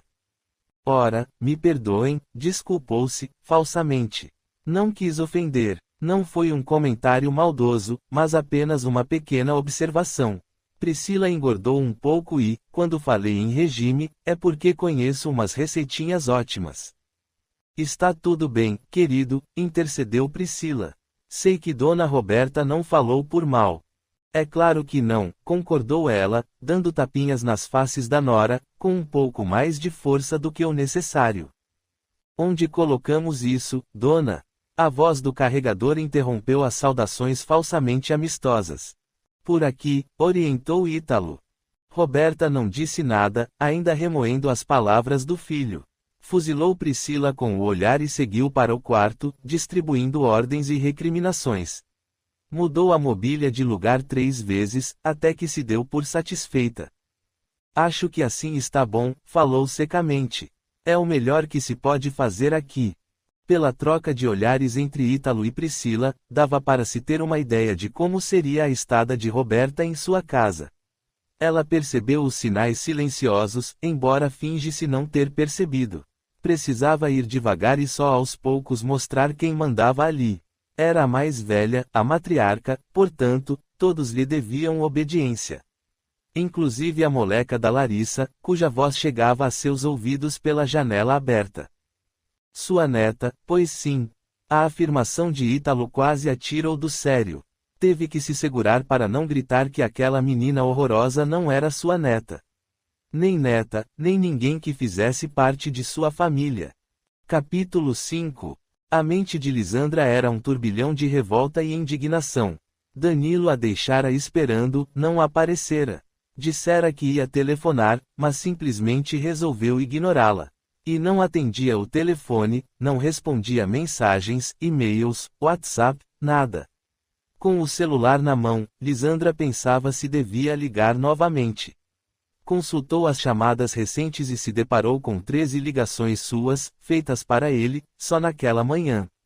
Era demais. Do terraço da cobertura, vinham a voz de Rodrigo e os latidos de Billy. Aquele cachorro era o inferno. Não devia ter se deixado levar pela conversa mole da vendedora e comprado aquele bicho. Ele não era nada do que ela dissera. Era um cão terrível, não sossegava um minuto. Sem contar que não podia deixar nada ao seu alcance, porque ele destruía tudo. Em pouco tempo, roera 2 chinelos do filho, um sapato e os óculos de leitura do marido, várias revistas, jornais e até umas meias da Anita. Rodrigo, cala a boca desse cachorro! Ela gritou, enfurecida. Ah, mãe, estamos brincando, reclamou o menino. Vão brincar de outra coisa que não faça barulho. O Billy não gosta, ele só gosta de bagunça. Não é, garotão? O cão respondeu com um latido agudo e saiu correndo para dentro da sala. Pulou no sofá com uma rapidez de foguete, deu uma lambida na cara de Lisandra e abocanhou a almofada, sacudindo-a de um lado a outro. Tire esse cachorro daqui, esbravejou ela, puxando a almofada com as 2 mãos. Pensando que era brincadeira, Billy puxou para o outro lado. Quanto mais Lisandra o mandava soltar, mais forte ele segurava, sacudindo freneticamente a cabeça. Apesar de filhote, Billy tinha muita força nas mandíbulas. Com um puxão mais forte, conseguiu, finalmente, arrancar a almofada das mãos de Lisandra. Me dá isso aqui, ela exigiu. Lisandra se levantou para correr atrás dele, e Billy disparou na frente, levando a almofada presa entre os dentes. Solta isso, Billy, não pode. Ralhou Rodrigo energicamente, tentando segurar o animal. Billy nem ligou. Para ele, tudo fazia parte de uma grande brincadeira. Sentindo-se livre, sacudiu a almofada com força. Ao perceber que Lisandra se aproximava, deu um salto e subiu no deck da piscina. Ali, prendeu a almofada entre as patas da frente e mordeu com gosto, abrindo um rasgo no tecido e arrancando o recheio de fibras. Depois de estripada a almofada, nela perdeu o interesse. Soltou-a quando Lisandra chegou ao lado dele, saltando novamente para o terraço, correndo para se esconder entre as pernas de Rodrigo. Veja só o que ele fez! Explodiu ela, exibindo os trapos da almofada estripada. Vou dar uma surra nesse cachorro. Por favor, mãe, ele não sabe que não pode, suplicou Rodrigo. Ele é filhotinho ainda. Com o tempo, ele vai aprender a se comportar. Sai da frente, Rodrigo. É assim que se ensina. Sem dar ouvidos às súplicas do filho, Lisandra puxou-o pelo braço e alcançou Billy pelas orelhas. O cachorro se encolheu todo, com medo. A aparência e a energia de Lisandra eram sinais de que algo muito ruim estava para acontecer. Como aconteceu?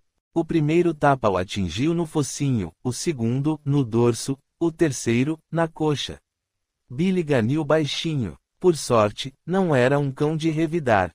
Era dócil, meigo, de boa índole, incapaz de machucar qualquer pessoa ou mesmo outro animal. A passividade dele estimulou a fúria de Lisandra, que perdeu a noção de limite e o espancou com violência. Ela só parou no terceiro tapa porque Rodrigo chorava, tentando segurar sua mão. Tadinho, mãe, soluçou ele.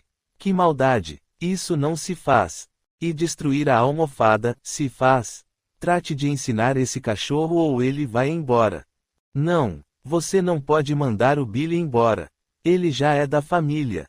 Cachorro não faz parte da família. É só um animal idiota. Ele é melhor do que muita gente. Está se referindo a mim? Ele não respondeu de imediato. Ela fora má com Billy, mas era sua mãe e ele a amava, apesar de tudo. Não, disse por fim, sem a encarar. Mas você não foi boazinha com ele. Nem comigo. As lágrimas do filho, finalmente, a sensibilizaram. Ela sabia que descontava no cachorro sua frustração com a indiferença de Danilo. Um mal-estar a acometeu subitamente, como se uma onda de calor subisse pelo seu pescoço, incendiando suas faces. Era nervoso, tudo por causa de Danilo. Está certo, meu amor, tornou ela, arrependida. Eu perdi a paciência. Esse cachorro me tira do sério. Ele é muito danado. Não é culpa dele. Eu sei, só que ele precisa aprender a se comportar. A gente podia contratar um adestrador. Talvez seja uma boa ideia. Vou pensar no assunto. Promete que não bate mais nele. Prometo. Era mentira, ela sabia. Essa decisão persistiria apenas até a próxima travessura de Billy, que a faria se descontrolar e, novamente, descontar nele suas frustrações. Ela se abaixou para afagar a cabeça do cão, mas ele recuou, fugindo para trás de Rodrigo. Tentando ocultar a raiva, ela retirou a mão, até que Anita chamou da porta. O almoço está pronto. Lisandra abraçou o filho, puxando-o para a sala. A onda de calor se transformara em dor de cabeça. Ela estava somatizando seus problemas. Sentou-se à mesa, procurando disfarçar o insistente mal-estar, agora acompanhado de enjoo. Ela não sabia, mas a somatização, a qual ela atribuía sua indisposição, nada mais era do que a reação indignada do espírito a seu lado. No princípio, quando Lisandra lutou com Billy pela posse da almofada, Moisés se escangalhou de rir, apostando que o cão venceria a demanda. Depois, quando o cachorro correu e destroçou a almofada, ele chegou a se dobrar, tamanhas as gargalhadas. Ainda apostava no cão. Mesmo quando Billy procurou a proteção de Rodrigo, ele achou graça. Mas quando Lisandra desferiu no animal 3 tabefes estalados, o sorriso em seus lábios murchou por completo. Com uma fúria incontida, Moisés saltou sobre ela, desferindo-lhe seguidos socos na cabeça.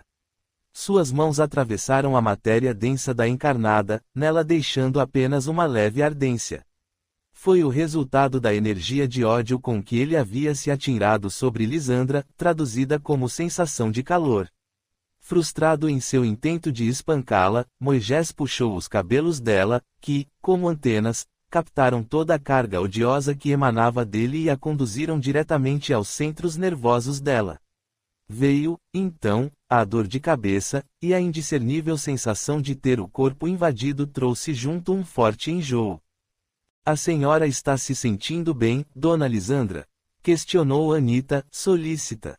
Não é nada, ela rebateu, procurando disfarçar. Estou bem, Anita, sério. Procurando não dar muita atenção à dor, Lisandra se serviu. Colocou no prato uma fatia de carne assada, batatas coradas, arroz e salada. Já ia dar a primeira garfada quando notou que Rodrigo, apesar do prato cheio, rejeitara a carne. A comida está ruim? Sondou. Não. Então, por que não quer a carne assada? Você adora. Não gosto mais. Posso saber por quê? Não gosto mais de carne. Que novidade é essa agora? Não quero mais comer carne. Não é justo com os animais. Lisandra soltou o garfo. Não podia crer no que estava ouvindo. Era só o que me faltava. Quer ficar doente? Você está em crescimento, precisa de proteína. Existem outros alimentos com proteína, tipo soja, por exemplo. Você podia mandar fazer para mim. Dá um tempo, Rodrigo. Ela cortou um pedaço de carne e pôs no prato dele. Come. Não quero. Come, Rodrigo, estou mandando. Não quero, e você não pode me obrigar. Ela pensou em insistir, contudo, mudou de ideia. Devia ser uma rebeldia passageira, uma tentativa de puni-la por causa do cachorro. Assim que a fome apertasse, ele comeria a carne normalmente. Tudo bem, concordou ela, chegando a carne para a beira do prato dele. Se não quer comer, não coma. Mas depois, não venha reclamar que está com fome. Ele agradeceu em silêncio. Pensara que a mãe ia insistir, mas ela acabou surpreendendo. Sentado a seus pés, Billy abanava o rabinho, esperando que Rodrigo atirasse alguma coisa para ele. Quando terminou de comer, puxou a fatia de carne, cortando-a em pedaços pequenos. Resolveu comer, indagou ela, satisfeita. Não é para mim. Não. E para quem? Ela se calou, sentindo a proximidade da irritação. Nem vem, Rodrigo. Você não vai dar carne para o cachorro. Ele tem a ração dele. É o meu pedaço. Se não quero comer, posso dar para ele. Não pode, não. Além de acostumá-lo mal, não tem graça eu gastar dinheiro com carne de primeira para você dar a esse vira-lata. Ele não é vira-lata. E mesmo que fosse, ele merece. Não é, Billy? Billy abanou o rabo, comendo, com satisfação, a carne que Rodrigo lhe oferecia. Lisandra não sabia com quem estava mais furiosa, se com o filho ou com o cachorro. Contudo, diante do incidente de há pouco, achou melhor não dizer mais nada. Limpou os lábios no guardanapo e se levantou, com Moisés andando atrás dela. Você é uma megera sem coração, o espírito espumou. Maltrata o cachorro e ainda não quer que ele coma. Você vai ver só. Ele estacou abruptamente, surpreso com a claridade súbita que se interpôs entre ele e Lisandra. Prevendo quem poderia surgir diante dele, rodou nos calcanhares e sumiu pela parede, segundos antes de Lucélia chamar o seu nome. Capítulo 6. A ideia já se delineava na cabeça de Lisandra. Como se arrependia de ter comprado aquele cachorro. Deixara-se convencer pela vendedora e agora estava às voltas com um monstrinho dentro de casa, levado e destruidor. Tudo bem que ele era esperto, engraçadinho e muito meigo, mas isso não compensava os prejuízos que vinha lhe dando. O que você tem hoje? Indagou Vitor, logo que chegou do trabalho. Nada, estou com dor de cabeça. A fim de evitar maiores questionamentos, Lisandra trancou-se no banheiro. Não estava com vontade de conversar com o marido, muito menos de lhe dar satisfações. Sentia mesmo uma forte dor de cabeça, mas não era esse o motivo que a levara a se afastar. A verdade é que estava furiosa com Danilo. A dor de cabeça aumentava à medida que ela incluía Billy em seus pensamentos mesquinhos, porque o espírito de Moisés não lhe dava trégua. Inconformado com a perda de seu tostão, afeiçoara-se a Billy como se fosse ele o seu dono. Queria que o cão crescesse livre, que tivesse tudo o que ele não pudera dar a Tostão. Embora não fosse uma pessoa ruim, Moisés tinha o corpo emocional preenchido de frustração e raiva, que ia espargindo pela casa à medida que se deixava levar pela ira diante dos maus tratos que Lisandra infligia ao animal. Como uma onda se propagando no oceano, os pensamentos de Moisés acabaram chegando até a mãe. Lucélia os captou num momento em que, justamente, conversava sobre o filho. Ele está pensando em mim, afirmou ela ao jovem com quem falava. Eu sei, concordou Germano. Também senti. Fui procurá-lo, para contar o que você me disse, mas ele sumiu antes de eu aparecer. Tudo tem a sua hora, Lucélia. Eu sei, foi por isso que vim até aqui, Germano. Achei que já era hora de eu conhecer um pouco mais sobre a espiritualidade animal. Para o conhecimento, a hora é sempre agora. Em que posso ajudar você? Tenho algumas dúvidas. Para começar, sobre o sofrimento dos animais. Como justificar o quanto eles sofrem? Suas ações e reações são involuntárias. O ser humano constrói o seu destino. O animal, não. Ou você vai me dizer que eles também têm karma. O karma é o resultado de ações pretéritas, cujas consequências são sentidas no futuro. É o caos interno que leva ao desequilíbrio e, por isso mesmo, deve ser reorganizado. Pressupõe ação consciente, determinada pelo discernimento, pela capacidade de distinguir entre o certo e o errado, o bem e o mal. Mas bem e mal são diferentes aspectos da consciência. São fruto de conquistas individuais, de acordo com o plano divino. Quanto mais próxima a consciência está da divindade, mais se evidencia o bem. Mais distante, mais associada ao mal. Exatamente. Bem e mal são evoluções do mesmo conceito, que é a capacidade de agir conforme o discernimento. O mal é resultado da ignorância. O bem, do conhecimento acerca da verdade divina. E como se encaixa o sofrimento dos animais em tudo isso? A resposta mais simples é que o sofrimento burila o espírito. Ele é a fonte de onde se origina toda a consciência. A dor é a primeira motivação do espírito. Sem ela, a criatura pode permanecer por anos na estagnação. E não me refiro apenas à dor física, mas também às psíquicas e emocionais. A raiva causa dor, a tristeza causa dor, o abandono causa dor. Tudo isso é reflexo da experiência, que vai se repetindo até ser apreendida. Quando isso acontece, o sofrimento pode ser evitado e deixa de existir. Desculpe, Germano, mas não sei se é bem assim. Existem coisas que mesmo a experiência não consegue evitar. Quando a criatura apreende o resultado da experiência, ela sabe como evitar a dor. Se não, é porque ela só tem uma noção muito frágil do que a dor realmente significa. O cérebro racionaliza e expõe os resultados daquilo que já vivenciou, mas o faz de uma forma mecânica, sem a real consciência da dimensão daquela experiência. A pessoa aprende pela repetição, não porque foi levada a refletir e concluir.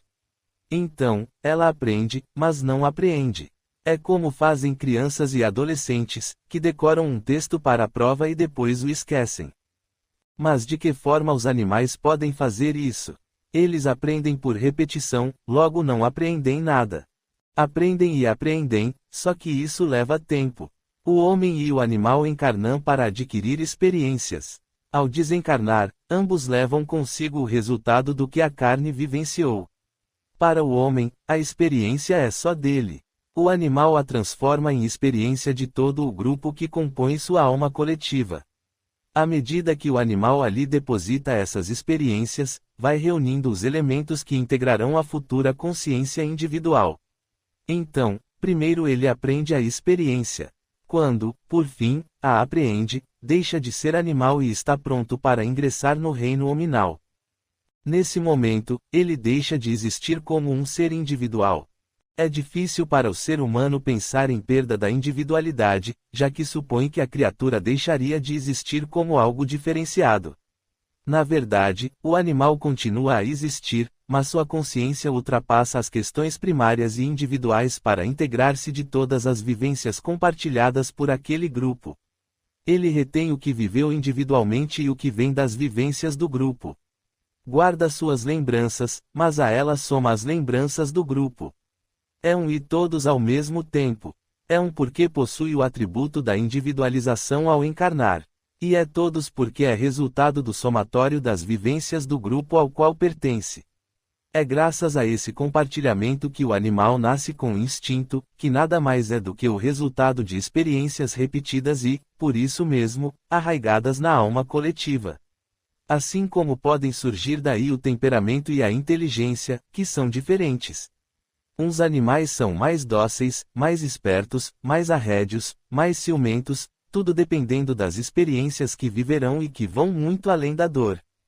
Antes de chegar ao estágio humano, o animal passa por todos os outros reinos e por todas as espécies, não é?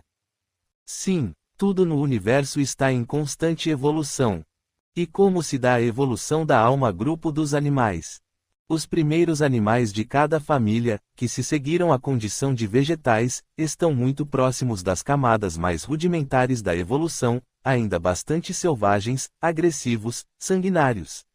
Com a transposição de uma alma-grupo para outra, mais avançada, o somatório das experiências adquiridas vai lhes conferindo cada vez mais habilidades, atenuando o mais primitivo dos instintos, que é o de sobrevivência, através do desenvolvimento da socialização, da prudência e da astúcia, dentre outros. Chegando ao mamífero doméstico, o que temos é um animal sociável, cujos instintos são influenciados pelos sentimentos, pelo aprimoramento da inteligência e, sobretudo, pelo contato com o ser humano. Como é isso, Germano? As almas-grupo, quero dizer. De que são feitas? Da matéria cósmica retirada do universo, como tudo o mais. Só que essa matéria é muito fina e elástica. Com ela, se forma o envoltório dentro do qual se acomoda a essência coletiva. E como essa matéria não é sólida nem indivisível, chega uma hora em que ela se divide, embora as duas metades permaneçam ainda unidas.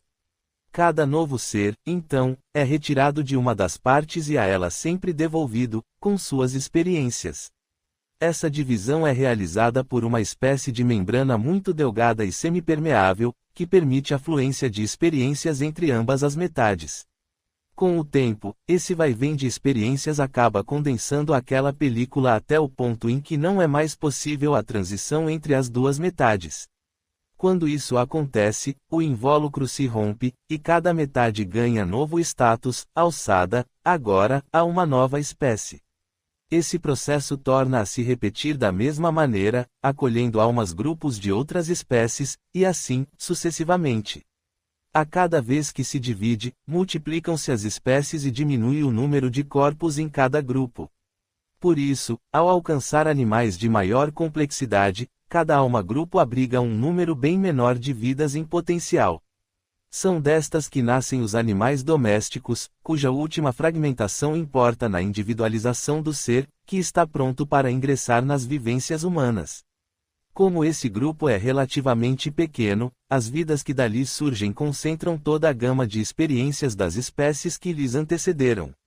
Somadas à influência humana, essas experiências conferem ao animal certos atributos próprios do homem, que vão desde o ódio ao amor. Vibrados aos extremos, esses sentimentos são capazes de levar à individualização prematura do animal. Como assim? A violência pode provocar no animal um pavor intenso, que evolui para o ódio. Essa intensidade é de tal ordem, que ele não consegue mais se reunir ao grupo, tornando-se uma espécie de centelha desgarrada. Pronto, está individualizado. Quando reencarnar, muito provavelmente será um indivíduo rancoroso, vingativo, com tendência ao crime e à marginalidade. Por outro lado, doses excessivas de amor acendem uma luminosidade no chakra cardíaco do animal, onde vibram o amor incondicional, a generosidade, a gratidão, o altruísmo e a compaixão. Nesse ponto, é impossível, para o animal, voltar atrás com o despertar desse chakra, que o torna único dentro da espécie a que pertence. Daí vem um ser humano bondoso, amável, caridoso. E o que acontece com eles? Reencarnam imediatamente como pessoas? Não. Para que isso aconteça, ainda vai levar algum tempo, durante o qual eles permanecem no mundo astral. Há muitos animais domésticos nessa condição. É por isso que algumas pessoas veem o espírito de seus antigos mascotes e companheiros.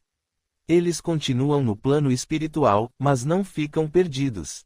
São recolhidos e tratados. Muitos permanecem sob os cuidados de algum parente ou amigo de seu antigo dono, junto de quem aguardam seu retorno.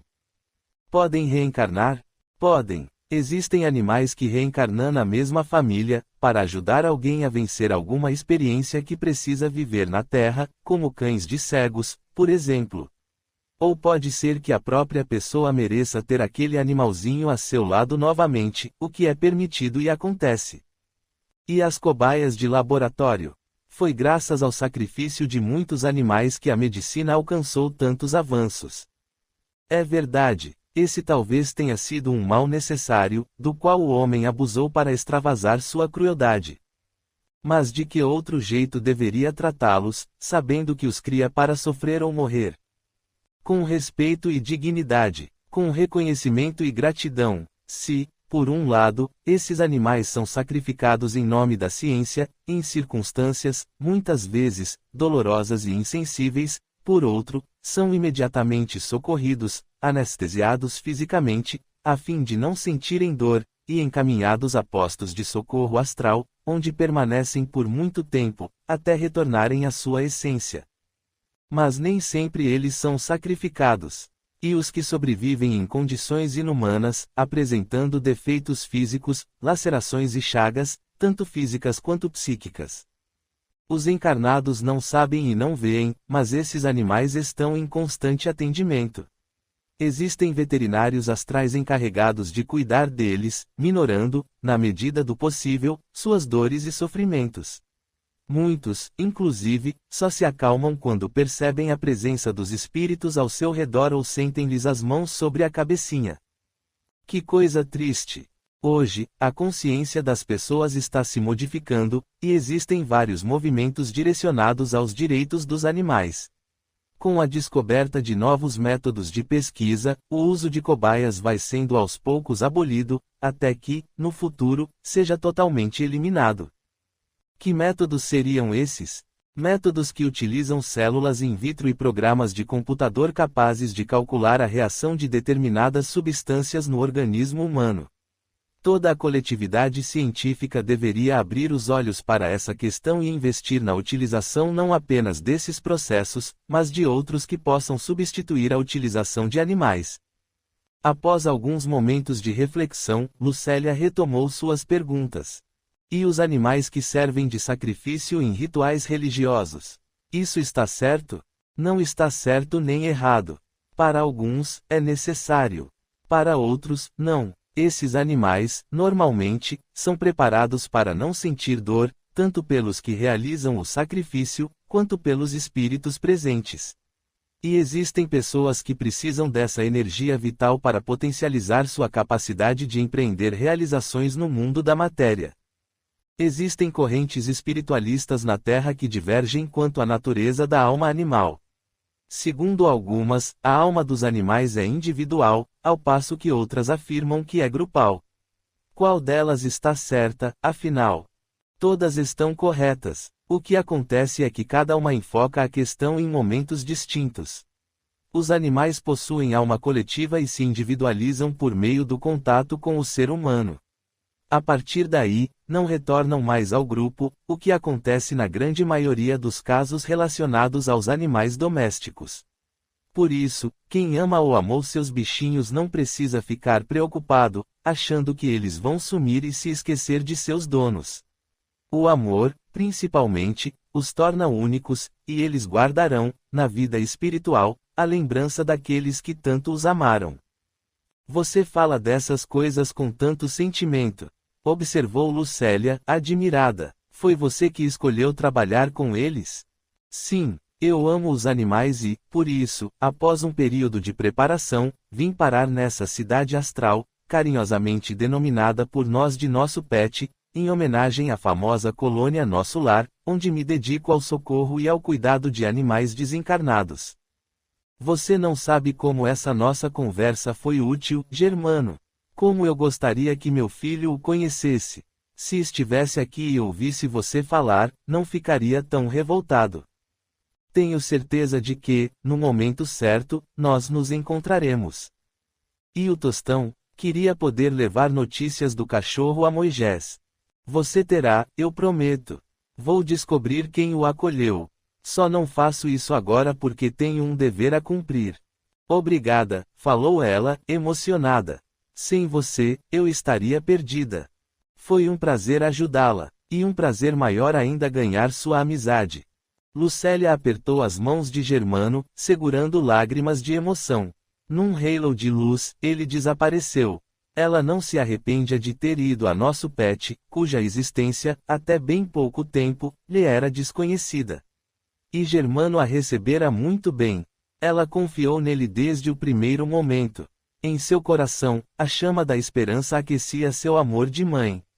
Em breve, tinha certeza de que estaria em condições de oferecer ao filho a ajuda de que ele precisava. Capítulo 7. A todo instante, com crescente impaciência, Lisandra consultava o relógio, maldizendo os minutos, por passarem tão devagar. Já consumira 2 águas minerais e uma Coca-Cola. Agora pensava em pedir um suco de laranja, só para justificar sua estada no barzinho. O caso é que não aguentava mais tanta bebida. A bexiga começava a inflar, mas ela não podia se dar ao luxo de sair para ir ao banheiro, pois Danilo podia aparecer nesse meio tempo. Passava das 2 horas, e nada. Ela sabia que ele costumava sair tarde para almoçar. Não se enganara. Assim que terminou de olhar as horas pela 1000ª vez, ele surgiu na portaria. Ela tirou uma nota de 50 da carteira e jogou sobre a mesa. Era muito, mas cobriria as despesas, sem que ela tivesse que esperar. Fez sinal para o garçom, indicando o dinheiro, e, após murmurar pode ficar com o troco, apressado, saiu. Danilo, ela chamou, tocando em seu ombro. O médico se virou, contrariado. Já esperava por aquele momento. Oi, Lisandra, tudo bem? O que você acha? Foi a resposta irritada. Há dias estou esperando pelo seu contato, e nada. Você faltou ao encontro comigo e não me deu a menor satisfação. Sinto muito, tive uma emergência. Não podia ter avisado? Eu me esqueci. É claro que não se esqueceu. Você, simplesmente, resolveu me ignorar. Por quê? Não gosta mais de mim? Aquele não era momento para mentiras. Segurando Lisandra pelo braço, ele a conduziu para o barzinho onde ela estivera, sentando-se com ela à mesma mesa. Está na hora do meu almoço, comentou ele. Não posso me demorar. Pediu um sanduíche e um suco. Enquanto aguardava, olhou para ela, tentando ganhar coragem para pôr um basta naquela situação. Bem, começou ela, indicando que aguardava que ele iniciasse a conversa. Não vai dizer nada? Após tamborilar na mesa com os dedos por alguns segundos, ele se decidiu. Não podia esperar mais. A verdade, Lisandra, é que eu e Marília estamos nos entendendo. Olhou para ela, experimentando o efeito de suas palavras, mas ela se manteve fria, encarando-o com aparente indiferença. Descobri que ainda a amo e quero dar uma outra chance ao nosso casamento. Dar uma chance à sua mulher sem sal e sem ambição. Tornou, ainda sem aparentar emoção. Não fale assim, você não a conhece. Marília é uma mulher incrível.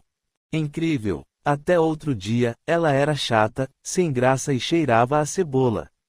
O que aconteceu? Tomou um banho de loja ou o gênio da lâmpada lhe deu de presente um perfume francês? Não precisa ser sarcástica. Não estou sendo, rebateu, com frieza. Estou apenas repetindo as suas palavras. Isso foi antes de conversamos. Na verdade, eu é que não prestava atenção à minha mulher. Porque ela é secretária, julguei-a mal, achando que se contentava com um empreguinho e com o papel de doméstica.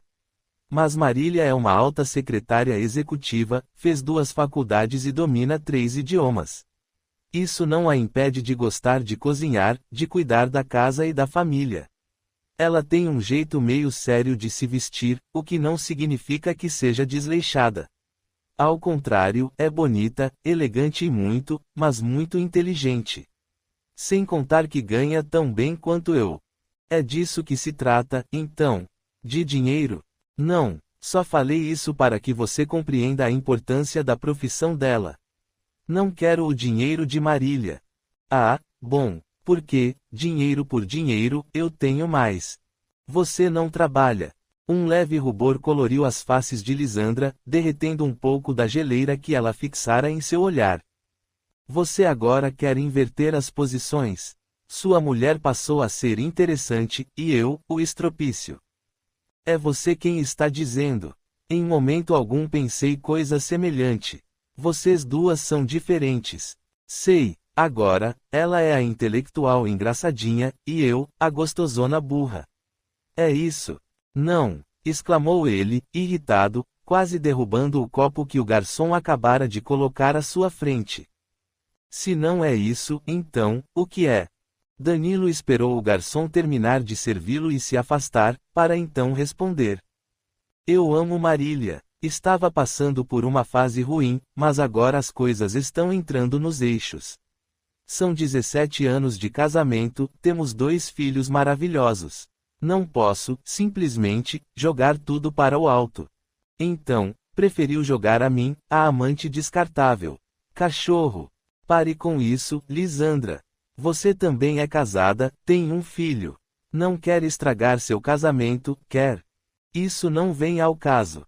Vitor é um idiota. Se é assim, por que não se separa dele? Você sabe que não posso. Todo o patrimônio dele é anterior ao casamento. Eu não tenho nada. Pode pedir pensão, ou pode trabalhar. Você não fez faculdade? De filosofia. Acha que vou ser professora nesse país de M? Calou-se, antes de completar o palavrão, pois sabia que Danilo não gostava de mulheres com linguajar chulo. Melhor ser professora do que viver à custa dos outros, retrucou ele. Os outros, no caso, é o meu marido. Ele tem obrigação de me sustentar. Se você se contenta com isso, mais um motivo para não estragar seu casamento. E o melhor que temos a fazer é terminar tudo agora, antes que façamos alguma coisa da qual nos arrependamos depois. Você tem razão, não tenho a mínima intenção de estragar meu casamento. Mas também não estou com a menor vontade de terminar tudo agora. Acho que podemos continuar como estávamos. Meu marido não sabe, sua mulher também não. O que eles não veem não pode magoá-los. Infelizmente, não penso mais assim. Estou decidido a acertar as coisas com Marília e aconselho você a fazer o mesmo com Vitor. Deixe que, do meu casamento, cuido eu. Ótimo. Assim como eu estou tentando cuidar do meu. E é por isso que não podemos mais nos encontrar. Você não pode fazer isso. É claro que posso. Assim como você também poderia, se quisesse. Mas eu não quero. Sinto muito. É como tem que ser. Não quero que você fique magoada. Você é uma mulher sensacional, mas acabou. Guardarei boas lembranças do tempo em que estivemos juntos. Não precisa ser clichê nem piegas. Você vai me esquecer assim que eu virar as costas. Você também vai me esquecer. Nós vivemos uma aventura, Lisandra, nada mais do que isso. Não há amor na nossa relação. Fale por você. Não acredito que você me ame. Isso parece mesmo impossível, não é? Sendo você quem é, mas o fato é que eu o amo. Amo e não vou abrir mão de você. Infelizmente, você não tem escolha. Toda relação pressupõe acordo de duas vontades.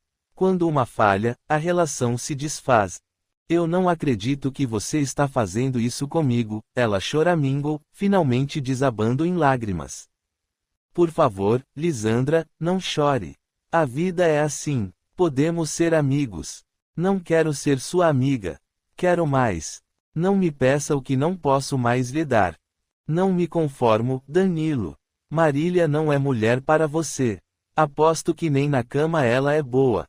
Deve ser uma geladeira. Isso não importa. Nós nos amamos. Não, Danilo, é a mim que você ama. Sei que é. Você só está confuso, eu entendo. Mas isso vai passar. Marília vai continuar sendo aquela dona de casa insossa, e você logo vai enjoar dela. Ela mudou o tom de voz, assumindo um ar mais agressivo. Quando isso acontecer, não venha correndo para mim. Não virei, porque não vai acontecer. Um turbilhão de sentimentos se confundiu no coração de Lisandra, que passava do ódio à tristeza com a velocidade de um raio. Indignação, revolta, medo, tudo se misturava no torvelinho de suas emoções. Aos poucos, Lisandra foi se dando conta de que Danilo falava sério. Tentava engolir os soluços, embora não com a mesma facilidade com que ele engole o sanduíche. Parecia que fazia um lanche com uma colega de trabalho, tamanha sua indiferença por ela. É sua última palavra? Questionou ela, a voz tremendo de raiva. É minha última palavra, confirmou ele. Lisandra nem pensou. Num gesto rápido, apanhou o copo praticamente cheio e atirou-o no rosto de Danilo. Ele deu um salto para trás, mas não há tempo de evitar que se melasse todo de suco. Isso não vai ficar assim, rosnou ela. Me aguarde. Saiu batendo os saltos, esbarrando nas cadeiras ao redor. Todos na lanchonete se viraram para Danilo, morto de vergonha. O garçom tentou ajudá-lo a limpar a sujeira, mas não adiantou. Danilo pagou a conta e voltou para o consultório, às pressas. Lavou-se no banheiro o melhor que pôde, vestindo o jaleco por cima da camisa. Está tudo bem, doutor Danilo? Silvia indagou, preocupada. Tudo. Foi só um acidente. De acidente, aquele episódio não tinha nada. Lisandra demonstrara o que ele podia esperar. Não seria fácil romper definitivamente com ela, mas não tinha jeito. Mais cedo ou mais tarde, Lisandra teria que aceitar.